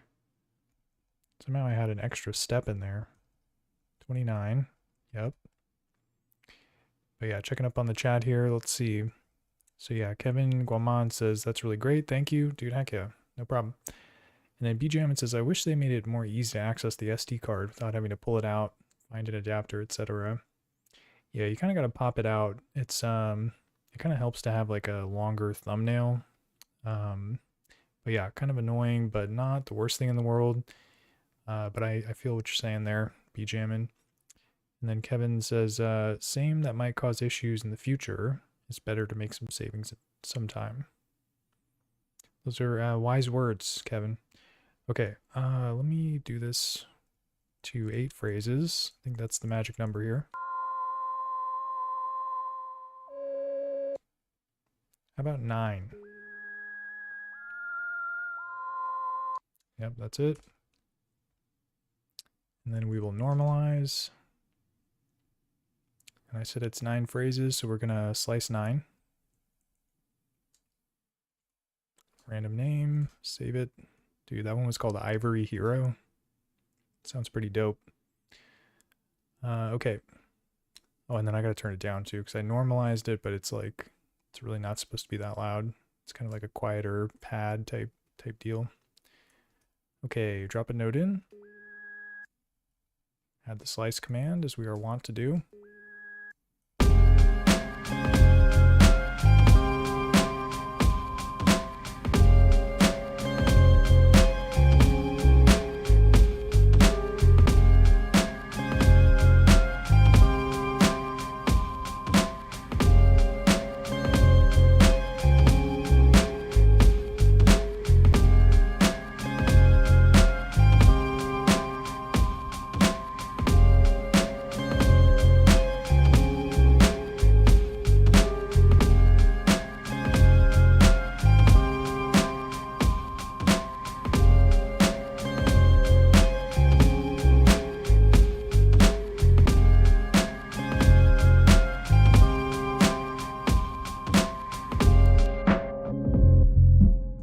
So yeah, Kevin says, how are the new effects, the flanger and the phaser?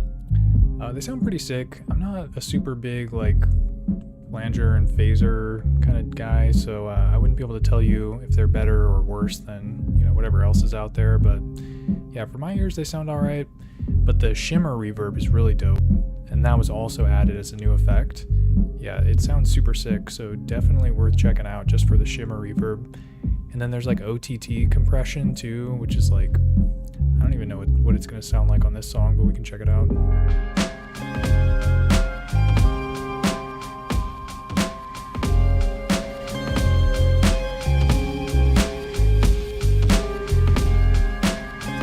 that compression is nasty, bro.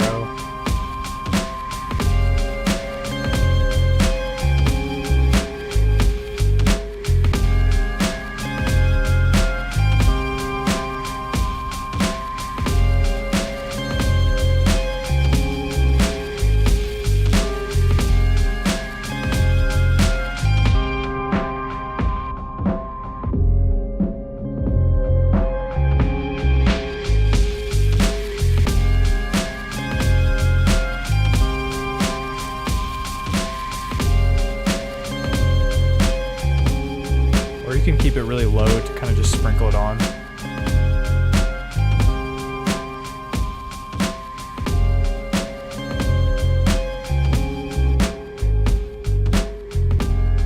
So that's it off.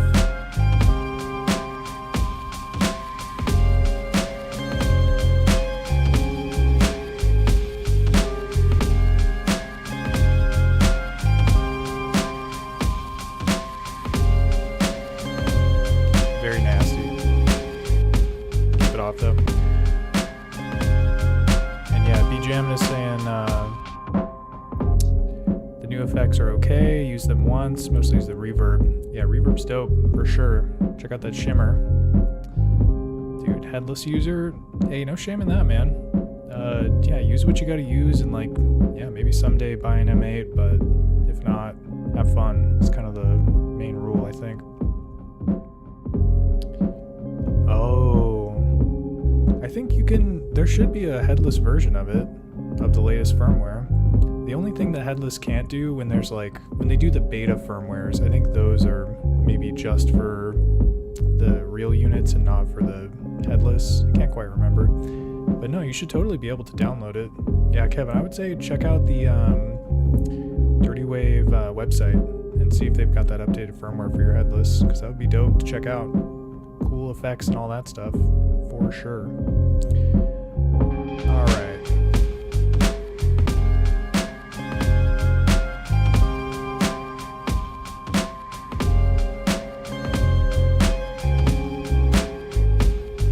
Oh, you know what? Let's see what the shimmer reverb sounds like on...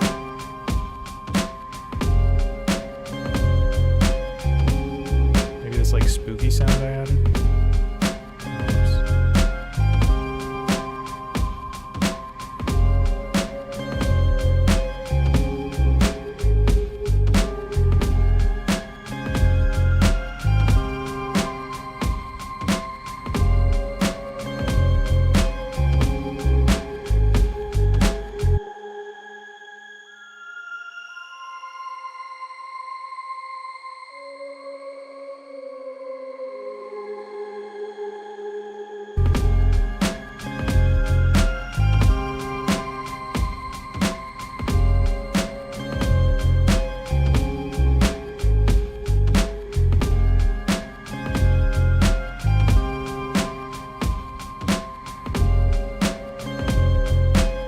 Kind of tight.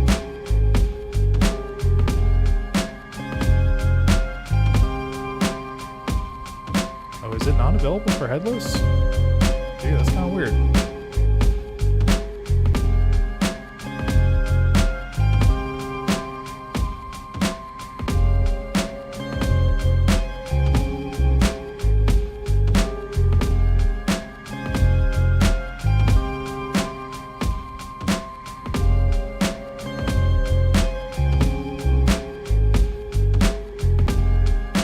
Taking a look now.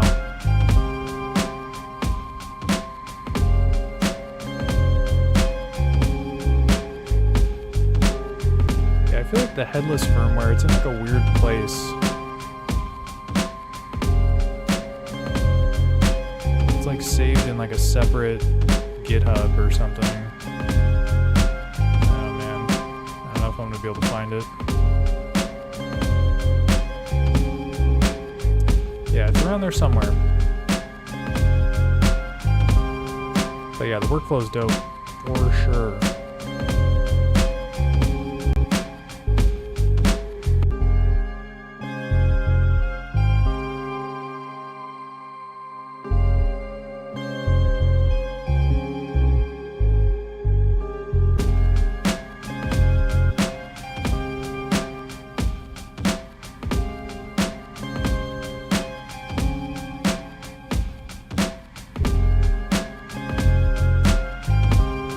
Just a couple more layers here.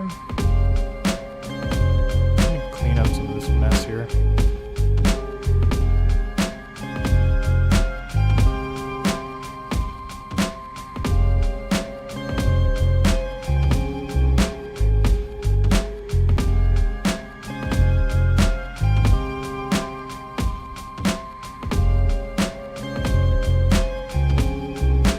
Okay, what else we got?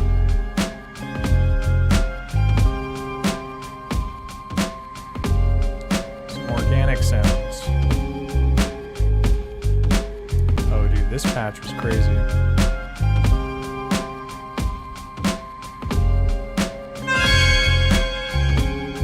It's very loud though.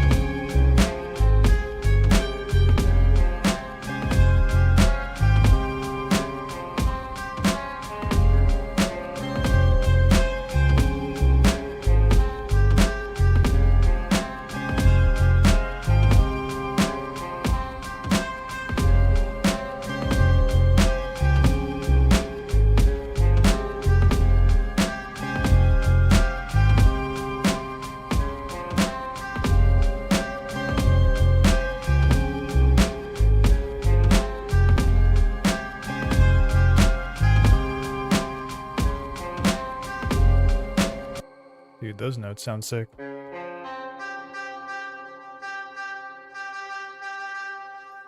Nice. But yeah, just checking up on the chat here. Yeah, Kevin, maybe that update will come later. Keep an eye out for it. And then Alligator Skyline says, been a great jam tonight. Jay, what did you know about the M8 before you got it? Dude, I didn't know much at all, really. But the thing that I recognized was like kind of the tracker layout, because I had seen someone use like a polyend tracker before. So I kind of like immediately recognized like the vertical sort of workflow and stuff. And the guy that I knew that used the polyend tracker, dude, his music was nuts. And he would do like jungle and like drum and bass kind of stuff. So when I saw the M8, I knew that it was like kind of similar to that. And I knew that that guy did like really cool stuff. So I was like, maybe I'll try it out. So I got a Model 1, but I found it like secondhand. It was at this like music store. It's a used music store. So I got it for pretty cheap. I think I paid like $400 for it maybe. But yeah, it was pretty dope. But I didn't know much about it. I remember Googling it and like seeing that it had like a sampler function. I knew about trackers. So I was like, seems pretty tight. And the rest is history. You know what I'm saying? And then yeah, B-Jammin says, man, I just learned something because I was wondering how you practice without going to the actual record. I didn't realize you could arm the record and still play over the track for practice. Yeah, usually what I do is I'm kind of just jamming while it's playing. And then once I'm ready to record, I'll just record like a super long take that just has like, you know, loops and loops and loops of it. And then I'll just trim out whatever is like a bad take. Basically, I'll play until I hear something I like, and then I'll stop the recording, and then I'll crop that part out. So yeah, you kind of just let it record and just, I don't even know what the max record time is on the M8. It's probably super long, but I don't think I've ever hit it.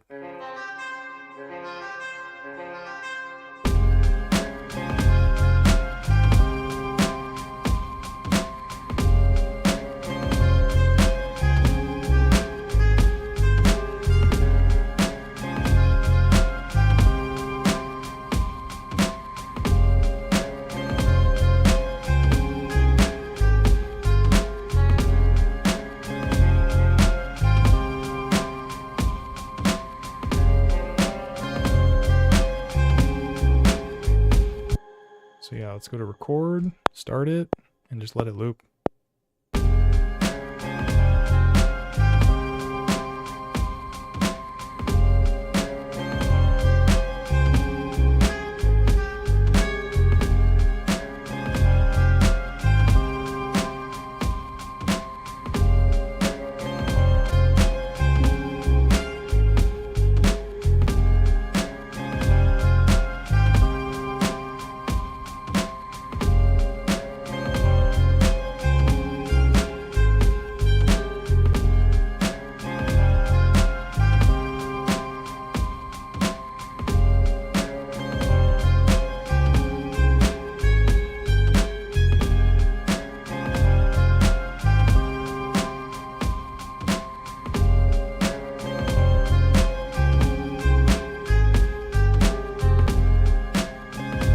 That sounded tight. So now I'm going to stop the recording.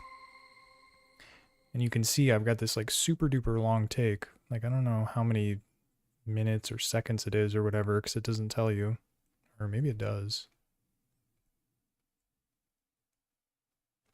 Yeah, I don't think it does. Anyways, but yeah, so basically what I can do is kind of crop out what I want. So I know that last one I played was pretty good.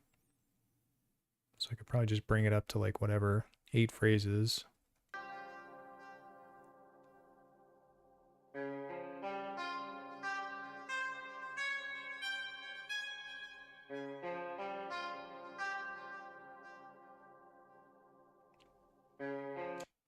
Let me try 9 phrases.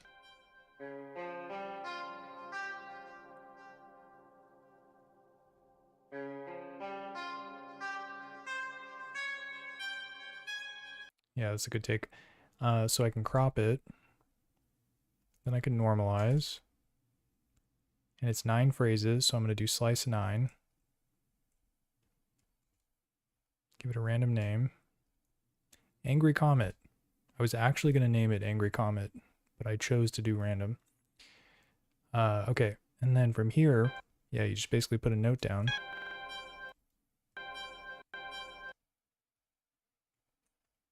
and then add some empty phrases after, because it'll play for 9 phrases. So this is 1, 2, 3, 4. I gotta turn it down though.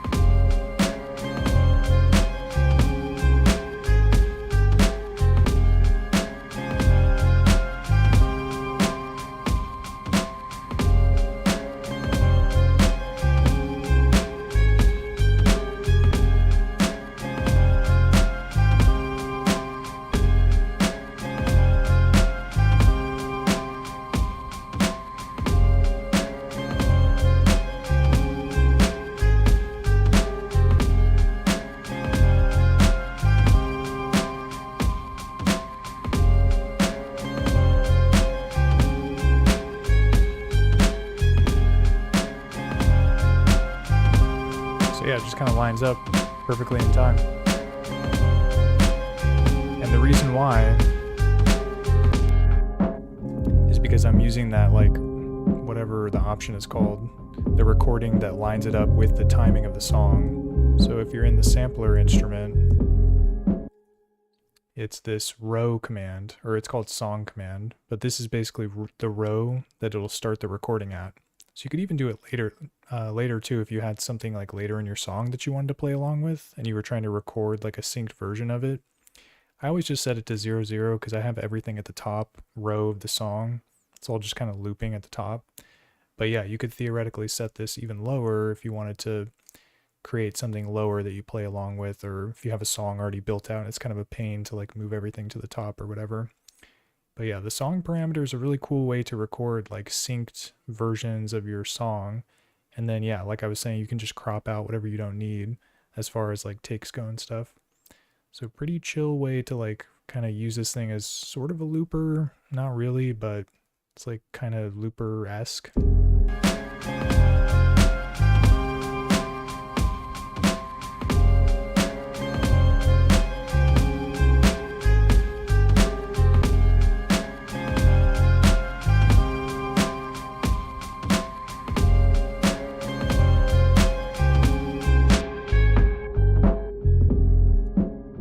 Saying, have you seen the Roland TR-1000? Any thoughts on that machine?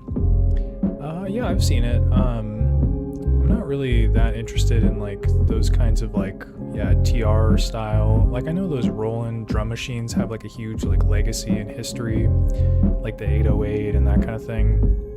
But yeah, it doesn't really interest me that much. I'm mostly into like, yeah, making music with samples instead of using like synthesized drums and that sort of thing. So I don't know, I saw it come out and I don't really have any thoughts about it. I'm mostly, yeah, using like samplers to like chop stuff up or whatever.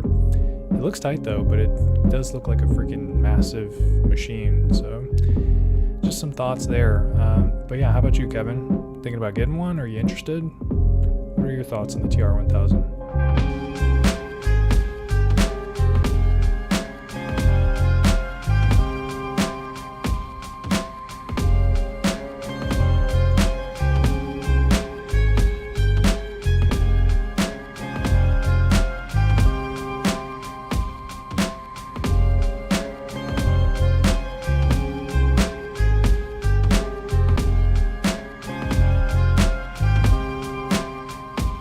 Explorations. I wonder what that's all about.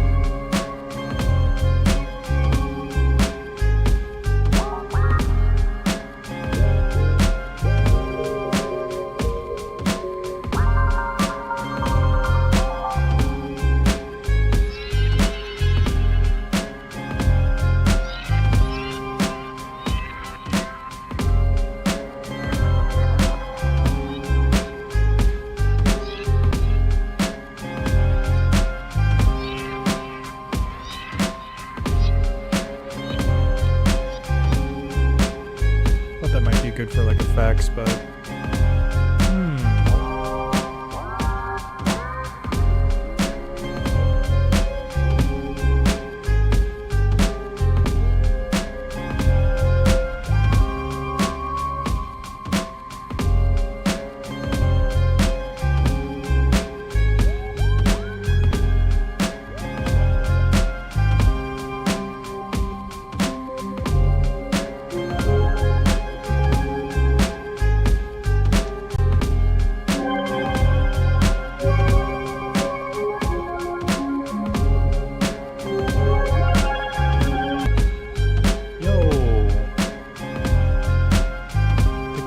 drop there.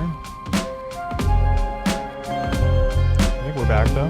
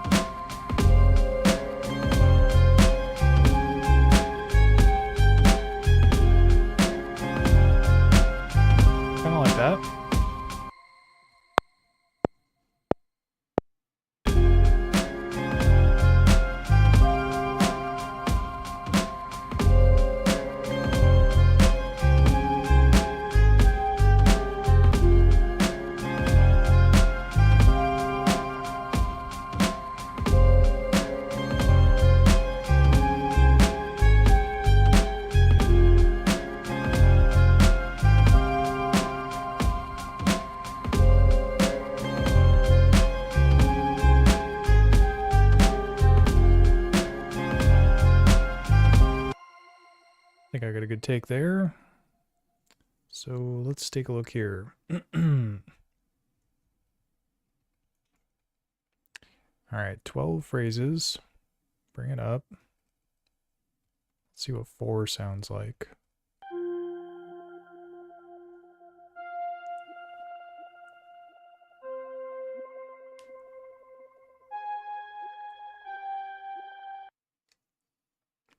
And I'll actually do 8, just so we have more takes of it to work with. So different like voicings and timing and velocity or whatever. Because I didn't play it the exact same both times.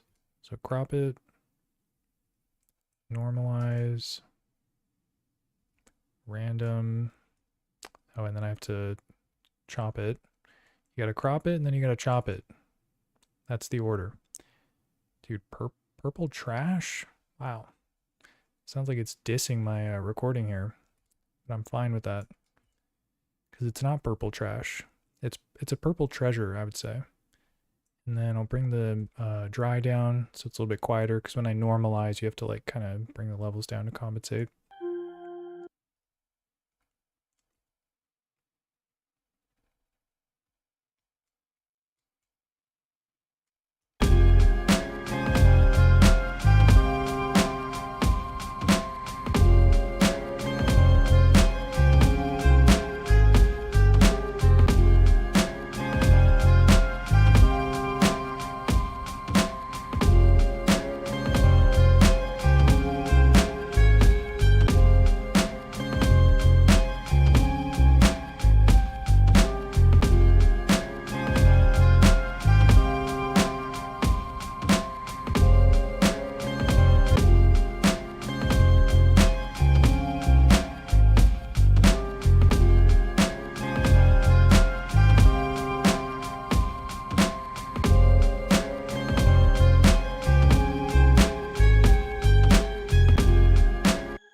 haven't done anything with the drums too. It's just been this loop playing over and over again.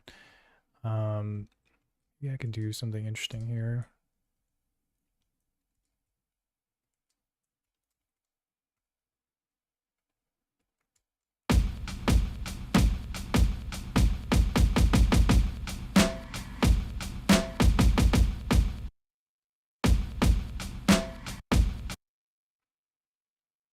That's kind of weird.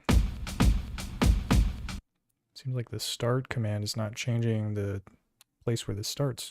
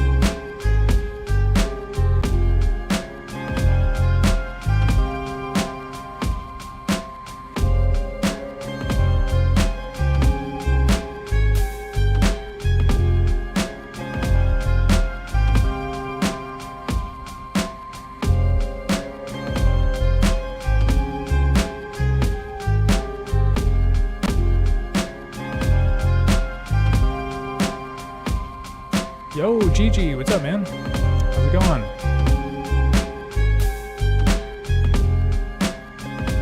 Oh yeah, and then Kevin says, Kevin says, too expensive, but it also has a lot of sample capabilities too. And now I'm just in the M8 headless too. Maybe I would get an MK1 later. Dude, heck yeah, man. Yeah, not everyone needs to have all the fancy new toys. There's a lot of cool stuff you can do with what you got. Dude, appreciate that, Gigi.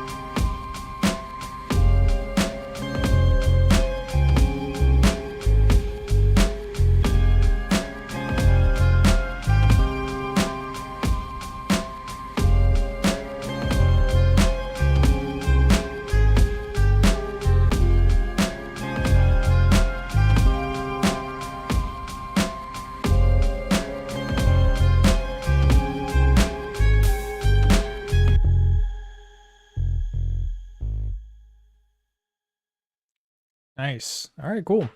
Well, yeah, that was another one on the books. I still gotta name the project, so let me play it while I'm doing that.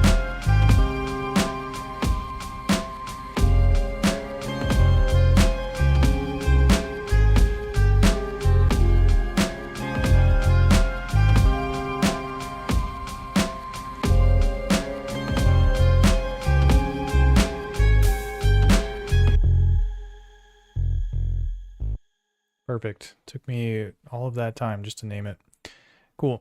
So that's another one. Let me check up on the chat though. Dude, be jamming. GG. Oh, talking about those sick trip hop videos? Dude, yeah, those things are dope, man. You always have a sick aesthetic.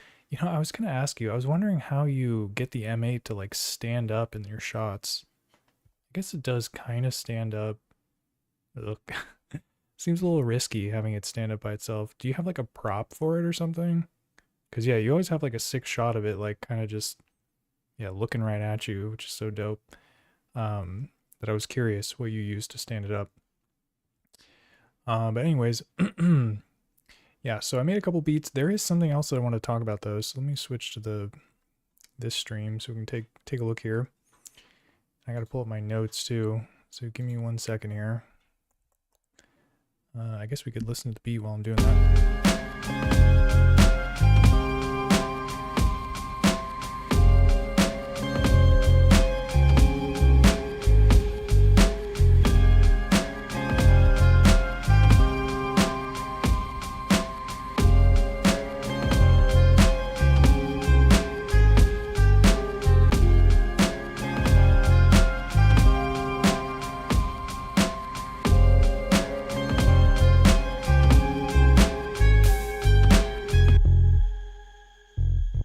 Wow, always perfect timing with that. Just like stops right when I'm done. Oh yeah, so Gigi says, yeah, either balanced or I lean it on something. No stand or anything. Dang, dude, that's what's up. I gotta practice balancing my M8 because yeah, it looks sick. So I'm gonna try that out. But yeah, okay. So some things I want to talk about. So yeah, basically I am gonna be working on a video. So I've been using the live streams to kind of talk through concepts related to them. And one in particular that I want to talk about is saving projects on the M8. Because there's kind of like two ways to do it. There's the way that you're probably all very familiar with, which is just going to the project screen and then pressing the save button. So this is like your kind of primary project saving mechanism. But there's also bundles, which is like a separate way of saving a project, which also includes a couple extra things. So I think it'd be cool to do a video that kind of explains the difference. So yeah, kind of just to talk through the points here. Yeah, essentially what gets saved in the project is, there's like a lot of stuff. It's kind of like what you'd expect. Things that appear on the screen get saved, like the tempo and the groove and transpose and all this stuff. So yeah, the project settings get saved. It also includes the MIDI settings, which this might be counterintuitive if you come from different groove boxes where the MIDI settings live in a different area. So sometimes, like on Lo-Fi 12 XT, for instance, you would save the MIDI settings in like a separate kind of like general settings. But for the M8, all the MIDI settings are per project. So when you save a song, you're also saving what channels you're listening for MIDI notes on and what kind of routing you have when it comes to MIDI and stuff like that. So it's something to keep in mind, is that the project will include the MIDI settings. So definitely being aware of that, I think, is important, because it's not like that on all of the groove boxes. And then it'll also save like all this other stuff too, like things you would expect, like things on the song page, things in the chain page, things on the phrase page, tables, instruments loaded, and all that stuff. That all gets saved in the M8 project.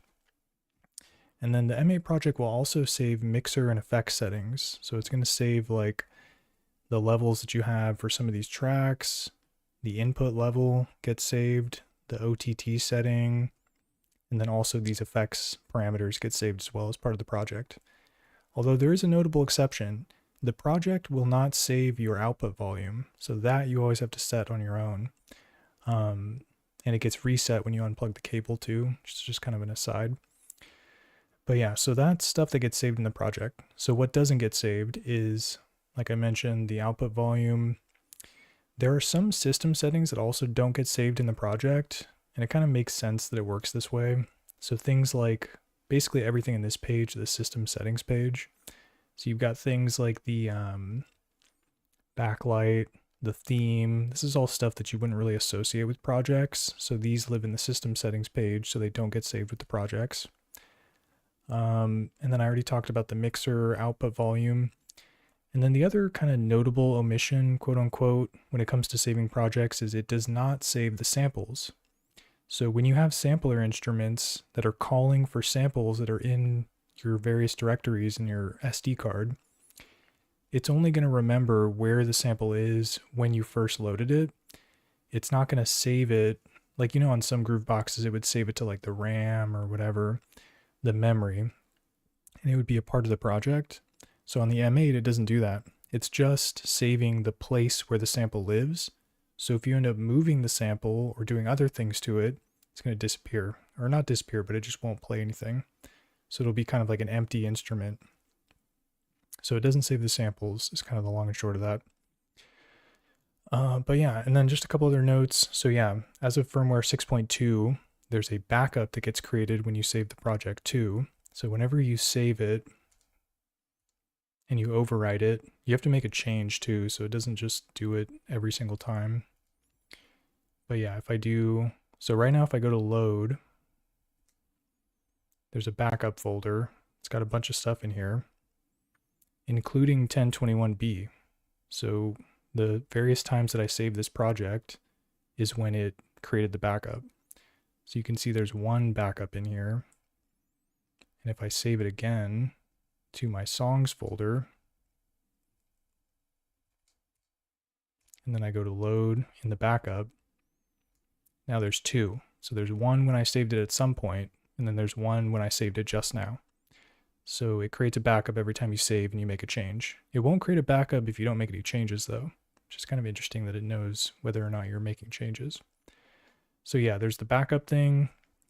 And then another note too is if you're frequently changing settings, so like I talked about the MIDI settings, for instance, so this gets saved in the project. So when you do a new project, all of it gets reset. So if you find that you're changing settings frequently, you can create a template pretty easily. Basically, all you do is save the song. I mean, I don't even think you have to do that. You would just basically go to the system settings page, and then you select song template. So you can hit save or clear. So yeah, basically you would set things up. In fact, I can show you an example. So this is a template that I set up that has all the like kind of rows set up automatically or whatever. So you've got 10, 20, 30, 40, 50, and then it starts with a sampler instrument right at the beginning. So it's stuff that I would do every single time, and I got kind of tired of doing it.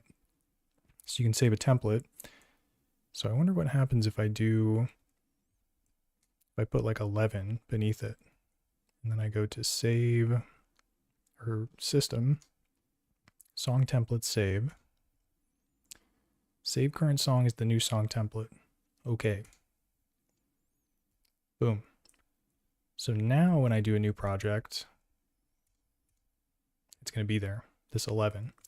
But like I was saying, you can do that with like MIDI settings too. Like maybe you want to do a template for like when you have your Octatrack plugged up to your M8 or whatever. I mean, I don't use that, but I have the Lo-Fi 12 XT. So maybe there's some configuration I want to use with that.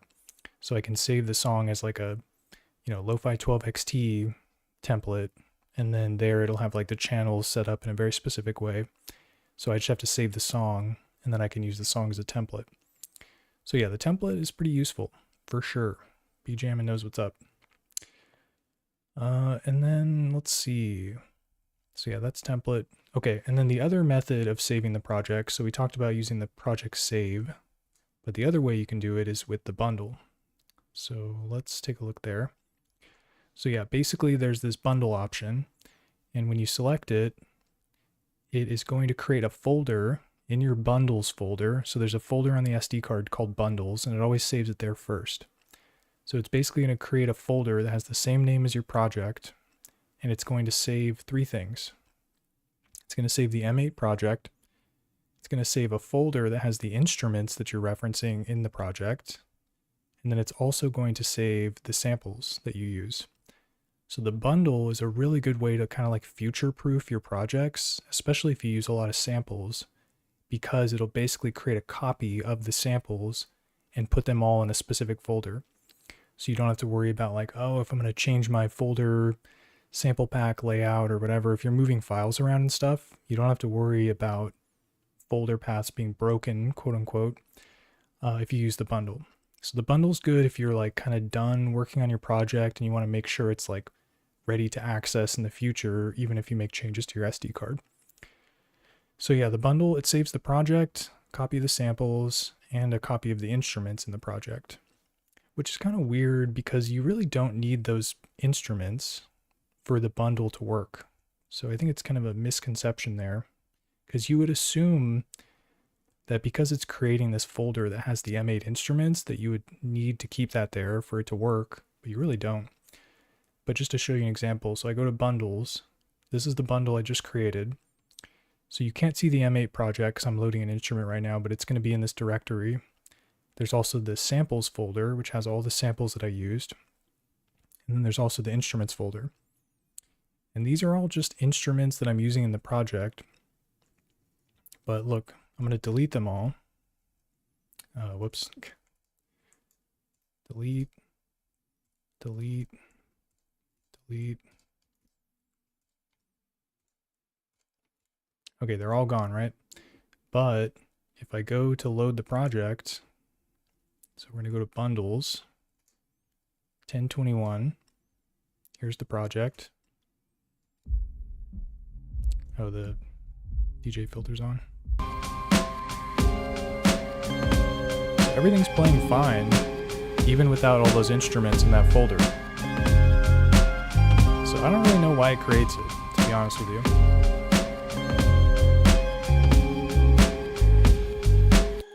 But the thing that's important is the samples. So if you delete those, then it's really not going to work. So I'll give you an example of that. So for instance, we've got all these samples that I created, right? So these are all located in the samples folder. If I start nuking these, so I deleted like half of them.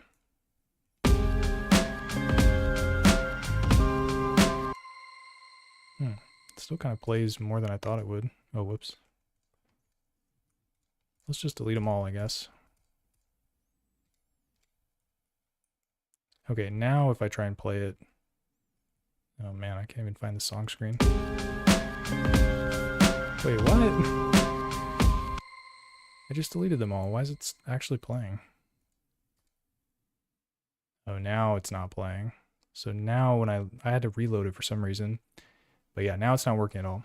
So the samples definitely cannot be deleted if you want the project to work. But you can totally delete the instruments, the M8 instruments. Because that's the thing, is the M8 instruments, they live in the project. They get saved as part of the project.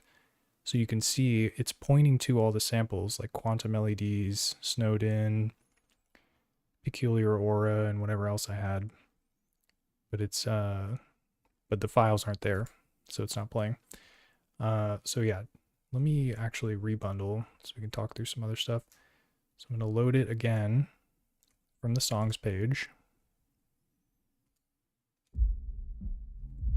I need to change this filter too. Okay. Let me override it. Okay, bundle it once more. Let there be bundles. And then yeah, Gigi says, probably a good idea to bundle things. Haven't done this yet. Yeah, definitely. Yeah, when you're making backups and stuff, I would say I don't bundle like every single song I make, but I think once I'm like finished working on it and I feel like it's complete, I'll create a bundle of it just to like kind of seal the deal basically. So definitely worth doing every now and then. Yeah, bundling's tight. There's another advantage to bundling, which I'll talk about in a second. But okay, I just bundled this. So now I can load the song up. Here it is. Okay, and so now everything works fine. So yeah, the bundle and the way the bundle sampler instruments work is kind of weird.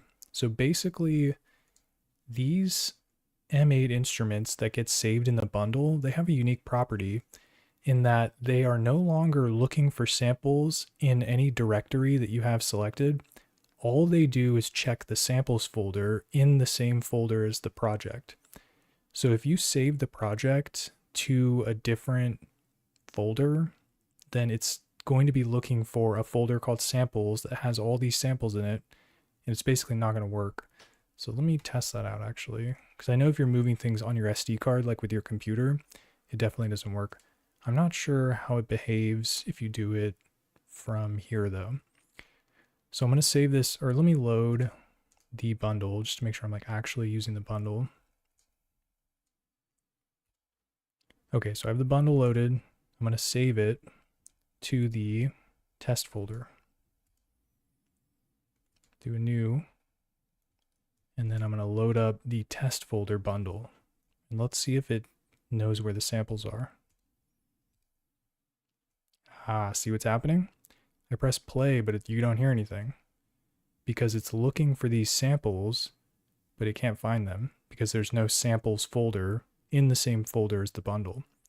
It's a unique property, but it has benefits and drawbacks. So the drawback is obviously if you move the project anywhere, it's not going to work unless the sample folder is in there too.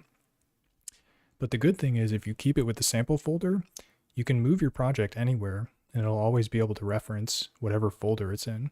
So it doesn't matter if it's in the bundles folder, you could move it to a different folder, like the whatever folder to share with friends or whatever, and it'll work as long as the samples are also in a folder called samples in the same folder as the bundle.